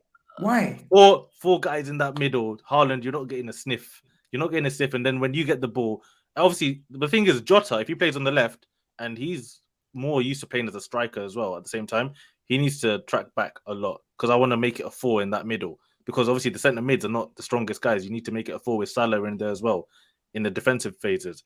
But you need to just limit the spaces for Man City, and then when we're already boom. talking about taking Salah away from that extended time on the wing, and you're saying make it an orthodox winger and come track back as well. Well, because you're gonna have to play Firmino, Nunez, but then in the attack, Salah and Jota will join. And then, of course, if you're really feeling brave, then the Robertsons and one of the midfielders will push up, and then you go that way. Think about the Real Madrid games as well. You know, the way that's again Diaz being missing, isolating some of their players one-on-one as well. It's tough, but you need to be direct, I think, and a brave when you have the ball, but smart when you don't have it. Edge, Konate is not just resting, my bro. He's absolutely a doubt for tomorrow. Sorry to piss on your chips, but I just can't see how we can drop Thiago for this game. Like for me, he has to play. Like especially when he was rested against Rangers. No. Don't worry about Bilal. There's no chance of that. But what he means in terms of put on your two most defensive minded type players, but I don't see it, man. I think there will be a change of formation overnight. Maybe, I don't know. You know, this injury it's going to be crucial to how we set up. It absolutely will be. I mean, you know, the options we've gone through, what do we do? Yeah, I'm just going to pray that Konate passes his late fitness test before the game. And fingers crossed. I can't see it, man. This is going to be very, very... Yeah, look, it's not going to be... I don't think we'll actually... If he's not 100%, I don't think we'll risk him because obviously he just came out from a long-term injury and we got a game midweek again, you know, against West Ham. So... the fixtures just don't get easier, do they? Smart. Say again? The fixtures just don't get easier because the only good thing I would say for you guys is that you played Arsenal in like preparation. Like it's a good game to play before Man City in terms of the style, in terms of the tactics. Klopp's probably had longer to think in the same mode, you know, going into this Man City game. But obviously the injuries and stuff that we've been talking about is a bit of a hard one to try and work out how he's going to move everything. But we got we got West Ham, then Forest. I can't even. I haven't honestly, guys. Honestly, I'm not even looking at the table or the fixture. I'm just seeing who's next. I haven't been checking the table since I think game week 3 or 4. Honestly, last season, you guys. You stay right there before I block your ass. I just look at the next game we got. Next game is Man City. Yeah. Then I'm gonna address who we got. Because at the moment, getting 3 points is the problem. Getting 3 points, and tomorrow, without doubt, is the hardest game of the season. And we've already lost twice, and dropped points in 4. Oh man, there's bots in the chat. You guys carry on. Let me try to slow the chat down. Sorry. I just can't believe how, you know, a couple of months back we were literally 2 games away from winning the quadruple, and now we're struggling to win just a game of football. I mean, obviously we just battered Rangers, but I mean, like in the Premier League, as Grizz said, 4 draws, 2 defeats, 2 wins. You know, like it's not looking good. So I just think if we actually get the win tomorrow, it will actually kickstart our season. We thought it was going to happen after we beat Bournemouth. Funny enough, now they're above us, and yeah, I mean, we were waiting for that, you know, just that victory for us to kickstart our season. I really hope it's tomorrow, but if it's the opposite and we don't get the win, I mean, a draw, I would take a draw. I think even the players would, even Klopp probably would. But if it's a defeat and it's a bad one, then I just don't see how we come back from it. Like, it's not going to get any easier, you know, especially with players out and we're still like, what, halfway? Well, this is it. It will get easier. This is it. After Man City, we have played Man United away, Arsenal away, Everton away, and Man City. 4 of our 5 fiercest rivals, right? And So Chelsea was therefore- postponed, so I don't think you'll be anytime soon as well. Chelsea was postponed, so there's a therefore, Spurs remain. our next set of, even though I've said I haven't looked at them, but I'm assuming because if we played them for our next set of 10 fixtures, for example, with the players coming back, you know, hopefully Matip is not going to be long. Curtis Jones is back. Ox is back. Diaz. Trent is also only 2 weeks like Matip for Trent. Yeah, Trent will be back, but Ox is the sorry, Diaz is the one that's going to be a bit of a blow. World Cup, but things will get better. It's just distressing right now. It's distressing right now. And tomorrow we're going to be biting our nails, nervous, all of that business. But I don't think we should be, because we're underdogs. Just be up for it. Be positive, and the fans will get behind the team. And it's like, yeah, in a weird way, as I think you said, you don't feel. It's not, you don't have that pressure going into the game like the way Man City probably have that pressure. You guys can just go play, be free. And if you put in a good performance, at least it could be just something just to go to the next game and start picking up points from there. But look at this. I love these kind of people. Grizz, bro, I'm asking for the 100th time, mate. Do you have Indian ancestry? Why are you asking me 100 times? Why does it matter what ancestry I have? Why does it matter what race I am, what religion I am, what color I am?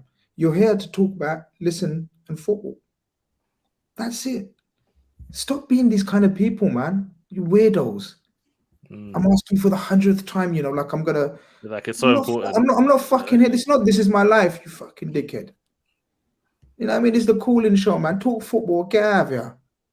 You don't want to know my ancestry, you know. Weirdos. DNA tests. DNA. So what was I gonna ask for next? Get out of here, man. It's mad. Or people like even the Ivan Toney thing. I don't know if you guys saw it. Like side topic, like him getting abused. Like just people sending him racist comments. He's putting out on the social media. Oh yeah, I saw. Yeah. I don't understand why people are so. He wants to identify with me. Why is he asking me on a public forum on my own channel in front of how many people, whatever, 1,000 views? You know, he can. You know, he doesn't identify. He just wants to be weird. Weird people. Yeah, man. But anyway, I'll just come to my prediction. Oh God, go on then. Let's go. No, trust me, I'm gonna be the first one coming with chefs. Oh shit! So you know, this whole week, I don't know why it's always been 2-2 in my head, like last season, and that was with Konate as well. You know, I thought Konate was fit. I still said 2-2. So now instead of like, you know, giving us the defeat, I'm actually just gonna back us because, like you said, Grizz, I think when we come closer to the games, it's just something like I'm pretty sure tomorrow I'll wake up with more confidence and at the same time more nervous as well. But it's like you said earlier that we just have to end up backing our team for some reason. And I think one last thing I forgot to say, my other point was I think people are actually playing down our home record as well.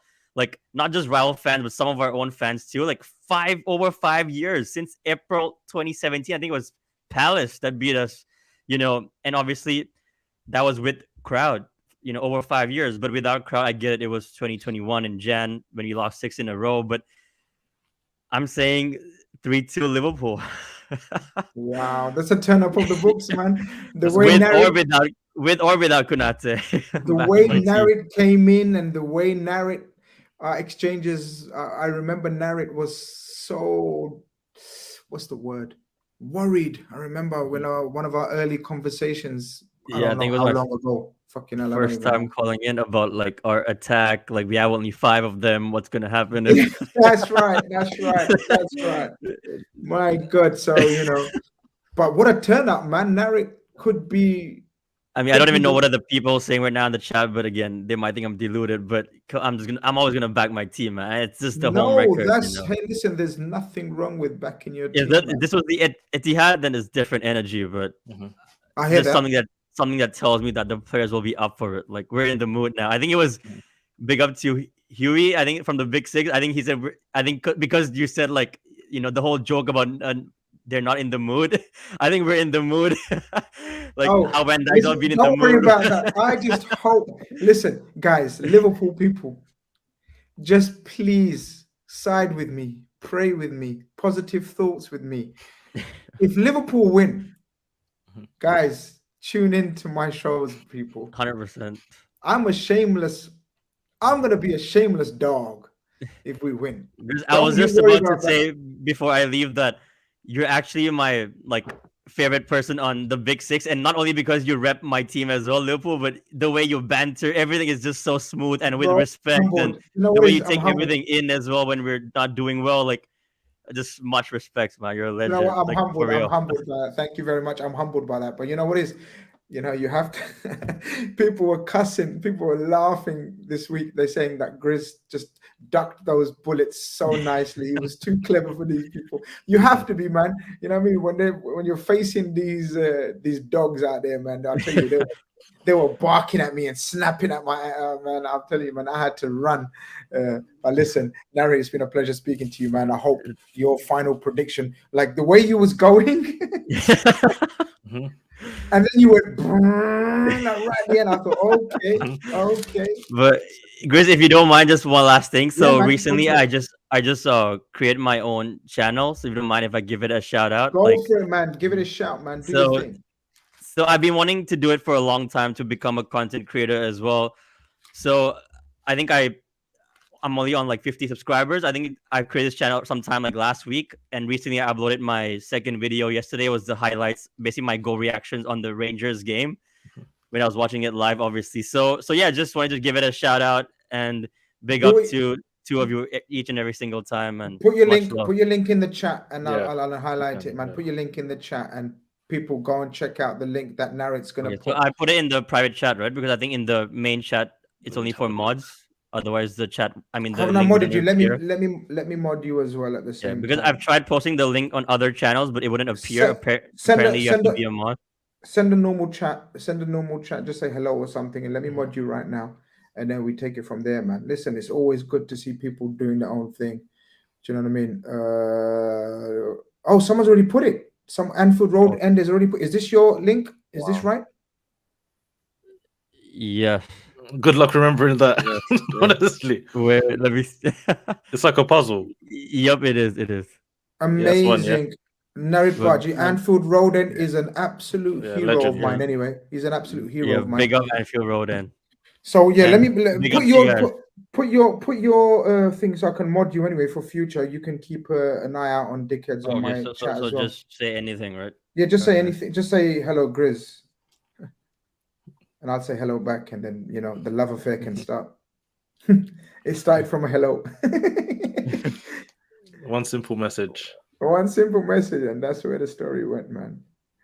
But yeah, people go and check out Anfield Road End has put the link in the chat. Make sure you go and subscribe and big up and Narrate. Has it come through? Where's your message, man? Yes, got it. Gotcha. Yeah, I'm gonna mod you now. And yeah, man. Hope to see you very soon, and good luck with your channel and content. Thank you so much. Shout me if you need anything. No problem. 100%. All right. Take care, next week, Chris. Bye-bye. See you, Bilal. Big up, you guys. See you, man. Let's win it tomorrow, boys. And smash the likes, people. I'm out. Oh, man. That's it. Right, come on, Liverpool. I'm involved. Come on. Yeah, man. It's a lot, man. I tell you, tomorrow's going to be one hell of a game. It's like... Yeah, I can't the tension's going to be sick, man. You know what I mean? Tomorrow's going to be As a neutral, it's going to be wicked. You can proper kick back. Well, no, it depends on my team. We got to get the job done first, and then I can. Yeah. Oh, yeah. You play before us, don't you? You play before. Want to put that pressure on Man City, get them thinking and help you guys out as well. Listen, as I said, we all got to come together and stop Man City. So we're all working here. We're all working together. 19 teams. We're all here. Guys, I'm gonna only have to choose one out of you guys in the chat. I really can't. I haven't got the time to take any more. I'm gonna be, and the lucky one is gonna be Quasi. So Quasi is gonna be the last call of the chat. The rest of you guys, I'm out of here, man. I can't do this, man. Quasi, hope you're well. You are the chosen one, brother. You are the chosen one. Hope you appreciate that. You're the chosen one. There's about 7 people chosen. You know what? I'm joking. I'm joking. A lotto number, today's date. I'm joking. Try to get a couple of millions. How you doing, Bilal? My friend. I'm doing all right, man. I'm just here I'm trying to get the Liverpool positive energy going. Oh no, for I tomorrow. mean, I got a little ding with the whole Khanage thing, but I'm feeling positive. You know, I'm feeling On the positive. basis of what? So I'm going to play devil's advocate now. Okay. On the basis of what are you feeling positive? Okay. Some people will be saying it's only Rangers, but we all understand that the result is the end all be all. So either you win, lose, or draw, that's the end all be all. But when you are not playing well, you want to have a consistent good performance. Because guess what? We won 2 games, right? And then what happened every time we win? We go right back down. So that means the performance hasn't been well. But playing Arsenal, we were better than what we have been. We just didn't execute our game plan properly. Arsenal was just outstanding. They did everything that Arteta asked them to do to a T. We did not. But still, we were still in the game. So going back a few games, you'd be like, okay, that's a slight positive. But then it comes to the Rangers game, the 7-1. Forget about the scoreline. But between 55th minute to the end of the game, Grizz, even you, the skeptic, can say that I saw a glimpse of old Liverpool in between that time. And I even tweeted it. And as soon as I tweeted it, the goals start coming because Rangers have no clue what was going on. They didn't know whether should we defend or should we attack them. Like everything they were doing was not working well. And like I said, everybody could boil it down to it's just Rangers. But guess what? You saw what Fulham did to Liverpool. You saw what Everton did to Liverpool. So you can't just discredit Rangers as it is. So that's where my slight of positivity is coming from. If Liverpool plays well and we are at the Cathedral, a lot of positive things can happen. Now, with the Konate situation going on, there's a slight doubt trying to creep in, but I'm pressing it down. Be like, no, I need this positivity. Because I seriously believe if we win this game, not just win, but a good performance and a win, 28 games to go. Come on, Grace. We did 25-0 before. So what can you say? No, I can't say nothing, man. I hear and see and listen to all of that. I just, I just wanted to ask you, where's this positive energy come from? And you've explained where your positive energy is coming from. I get that. I hear that. Bilal? When you're at Anfield, man, when you're at Anfield and the record you guys have and the energy the Liverpool fans create, you just have to believe that you can do it. Liverpool have had worse teams before. I've seen Voronin. What was that guy called? Ngog? Is that how you say his name? I've seen some funny footballers at Liverpool in the past. Yeah, these funny footballers. And still, Liverpool at Anfield was always a problem. So now we've still got world-class players, amazing players. Yeah. You can put it all together. It's 90 minutes, 11 versus 11. Why not? Why not? And as I said, the last few games, the Rangers game, that's great for the confidence. Salah getting the goals. And the game you played against Arsenal, you showed a lot of good signs. And if there was ever a team you wanted to prepare against before playing Man City, it's probably Arsenal because of the style of play and everything. So I think there's a lot of things maybe falling into place apart from the injury situation that could give Liverpool a chance in this game. So we just have to wait and see now. Now it's it's a waiting game for us. Was it 4:30 kickoff UK time, evening kickoff, main event, Anfield, and the world's going to be watching. That's what I mean. The world's going to be watching. We've got to stand up because if we don't, they're going to munch us up. I'm telling you that now for a fact. I'm telling you now. And I'm sorry. I'm going to be struggling to remain as positive as Quasi is, maybe even. I can't see it, bro. I can't see it. If they batter us, wow. Our fragility mentally and physically will be at not an all-time low, not all-time low, but one of the lowest I can remember in recent history, because our injury situation, even though it's bad, it's not chronic bad it was like it was in 2 years ago, 2021. Is it 2021? Yeah. 2020, 2021. Kabak, when Kabak came in and Yeah. So it was bad, but it's not that bad, in my humble opinion. Our squad is quite strong. And you got to remember, we're the same squad. We just aged. You know what I mean? So that's why. But I like the fresh blood of Nunez. Obviously, we're yet to see the fresh blood of Ramsey, which would have come in handy. I think this guy's going to be an absolute legend. This guy's going to be not legend, but this guy's going to be a proper little baller for us. Very, very rated. You believe in him, huh? Yeah. I've only seen clips of him, and some of the deliveries, the way he controls the ball looks very promising. Yeah. I've only seen I like this shout from Laszlo. He says we're in decline as a team. This particular Klopp team is done with. But we have put the likes of Nunez, the likes of Diaz, the likes of Ramsey, the likes of Konate very much in there. We're just waiting for the missing pieces in midfield, especially before we see the eventual next team, which I feel as though, hate me, kill me, slap me, do what you want, abuse me, which unfortunately we will see next season now. We just have to stick in there and be patient. People don't like hearing it. I don't like hearing it. I don't want to see it.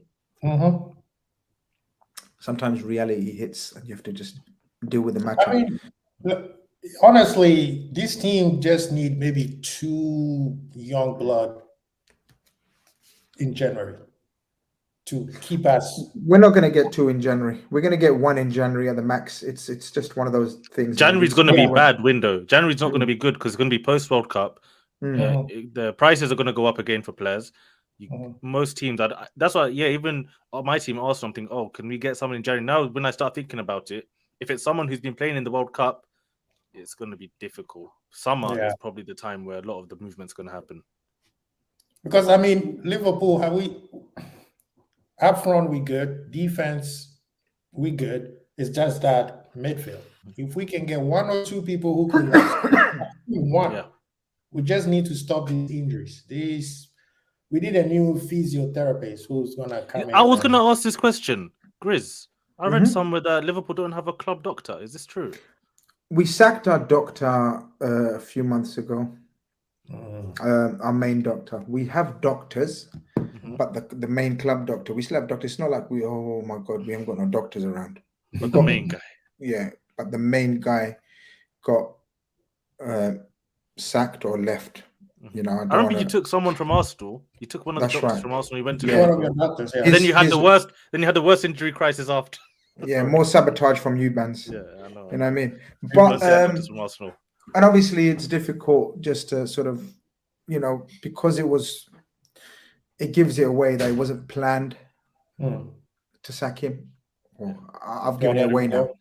Yeah. Well, it wasn't. Yeah, it was a sacking. I don't want to say too much on here, but yeah. So the issue is obviously when you have a situation like that, then you have to take your time with the next appointment, make sure it's right, whatever. But I don't know. I don't know if that's if that's connected to the amount of injuries we're having, muscle injuries. I don't know if it's because of the injury.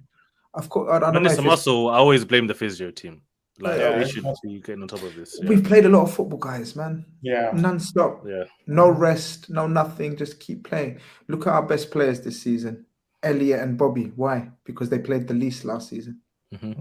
Elliot and Bobby Firmino and Nunez is the ones that are holding it up. Nunez has scored 4 goals. Bobby scored 8 goals. Elliot's playing well. These are the mans that have played the least. All the ones is Bobby going to get a new contract? Bobby's in talks.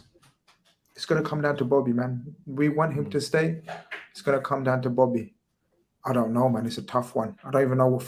At first, I was like, let him go. Let him go. Can I be the devil advocate on that one? Yes, sir. Very quickly, sir. We're going to wrap it up now. Go for it. I think it's time to let him go.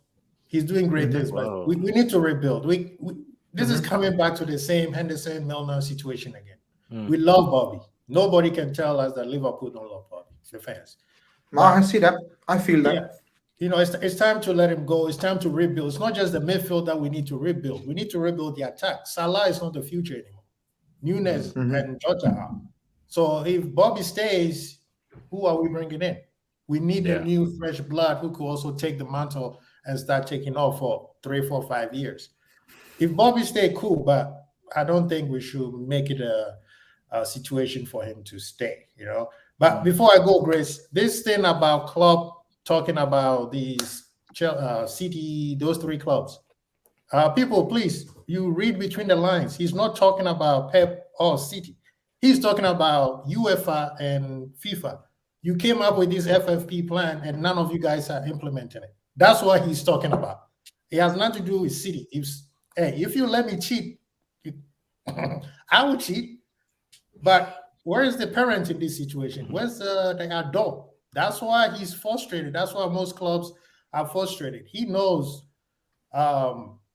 owners can spend their money, but these people are coming up a way to spend money, which is not the money that they make in the market. So that's what the frustration is. It has nothing to do with City, PSG. Those are just clubs. Whoever is in charge of the club is the one that is. Exactly. That's why I would never attack a Man City fan who's enjoying their team. Yeah, you know, playing good, and the normal people have nothing to do with this. It has nothing to do with the club. Yeah, it's the organizations, the governing bodies who have let this kind of situation happen in football to the point now we come into every Premier League season thinking Man City, they're going to win the league. They're not a normal club. Like, look at Liverpool last year. Liverpool did everything to go for every single trophy. Yet this season, they're doing what a normal club happens. So like a normal club like Liverpool, sometimes you go for a rough patch, you know, and things go wrong because you can't really make too many mistakes in the window. But Man City, these rough patches will not happen because they can afford to just keep throwing money and money and money that they do not have to fix whatever problem they could potentially have. Not even the problems they have, they could potentially have. So, but then it disappears. It's not a level. It's not a level playing field. Out of nowhere, somebody put 10 million in the club from nowhere. We're like, how did that happen? Yeah, too late to open this box of Pandora now. But appreciate the call. Thank you very much. Thank you so much for having me. All I appreciate you guys, Billa. Grizz, I got you. Tomorrow, you'll be excited. Shameless. I hope so, brother. I hope so, brother. I hope so. Take care of yourself, my friend. All right, guys. Thank you so much. All right. All right. Talk to you, guys. We're literally 26 away from 300 likes, which is a nice number. I'm not gonna lie. Big up all of you lot for 300 likes in a stream. So let's just get that smashed to 300. You know what? I like this comment about well, not that one. I can't remember now. But something else. We're talking about Firmino, because if LFC didn't need 3 midfielders next summer, then it would have been easier to let Firmino go. But we can't afford to at the moment. And I get that thinking as well. I like that thinking, Sam. That's where I hope and think we will get one midfielder in January, and then that lessens the burden to do what to do in the summer. Yeah. But I get that. The Bobby Firmino is a tricky one. If you don't want Bobby, I'll take him. No problem. I'll have him for a year. Really? You know, yeah, 100. He's one of my favorite players, man. Yeah, but we're so good. Arsenal now? Yeah, listen, as an option with Jesus up front and Ketia. No, I think you don't play that system anymore, man. This is what I'm saying, innit? You play our system. You play our 4-3-3 now, bro. It's weird. Arteta. Yeah, that's why people say Arteta is a disciple of Pep, but really, he is he's taken so much from Liverpool. I remember him talking about Liverpool when he first came to Arsenal, talking about how Van Dyke was, just passing across the field. Yeah, he loved it. And he wanted Pep Linders as his assistant. All of these sort of things. That's why it's very interesting when people say, "Oh no, Arteta, Pep." No. He's looked at Liverpool a lot and tried to replicate all the things. 100%. Danny VR sends in a super chat. Appreciate the love and support, my brother. He says, losing the league at last game and 1 week later losing the European big one is not easy mentality. Our players are down after that run. They can't be down tomorrow, people. They can't be down tomorrow. We just can't afford to be down tomorrow. We got to be in their faces. There was one comment. Sorry, where's that comment I really like? Got me hyped. Here we go. Look, this one.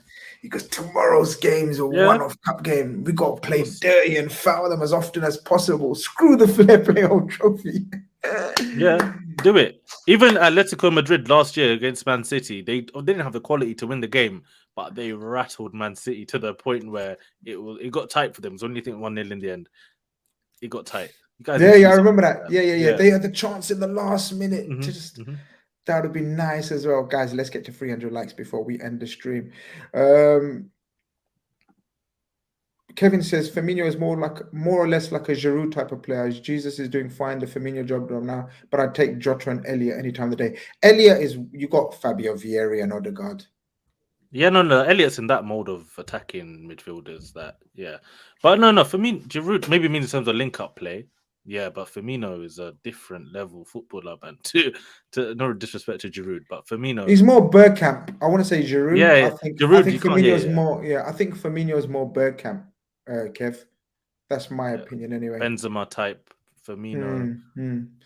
That kind It's been of a wonderful show, people. It's been a wonderful show. Me and Bilal are gonna go and take some rest now. There's not even much to watch on Match of the Day. We can't even say Match of the Day is like dead games, as we spoke about. Yeah, they might as well just cancel it for today if they're doing it. Exactly. Tomorrow it all kicks off with the early kickoff of Arsenal Leeds, isn't it? 2:30. So at the same time tomorrow, it's gonna be Chelsea Villa, Arsenal Leeds, and Man United Newcastle. And then after 3:15 UK time, Barcelona Real Madrid, and then 4:30. Of course, the big one, Liverpool, Man City. And then if you're not tired of all the football you've been watching, 8 o'clock, I'll be watching PSG Marseille, hopefully. So yeah, that's the agenda tomorrow. And Bundesliga, I forgot about Bundesliga. No, you forgot about El Clasico. No, I said El Clasico 3 o'clock. Oh, sorry, I beg your pardon. 3:15, I believe. 3:15. You know what you've forgotten about Germany? Bayern playing Freiburg, who are this year's hot take. Like everyone's thinking Bayern Munich gonna smash them to bits, bro. Freiburg are playing football, man. But we'll cross that bridge when we'll get a lot to chat about Eurostars this week. Looks like it. Don't forget, people, Eurostars probably on a Thursday because there's league games happening on a Wednesday. I think Liverpool playing on Wednesday, in fact. So don't forget that tomorrow I will be back. Rain or shine, win, draw or lose. RedFellas will be in the building. Break it all down, dissect it all. Make sure you check us out tomorrow. Apart from that, the callers have been amazing. Bilal. Yeah, it's been fantastic today. Yeah, it's been fantastic today. So yeah, big up everyone for tuning in, hitting the like button, subscribing, all sorts. You guys are incredible. We out of here. Take care. Peace.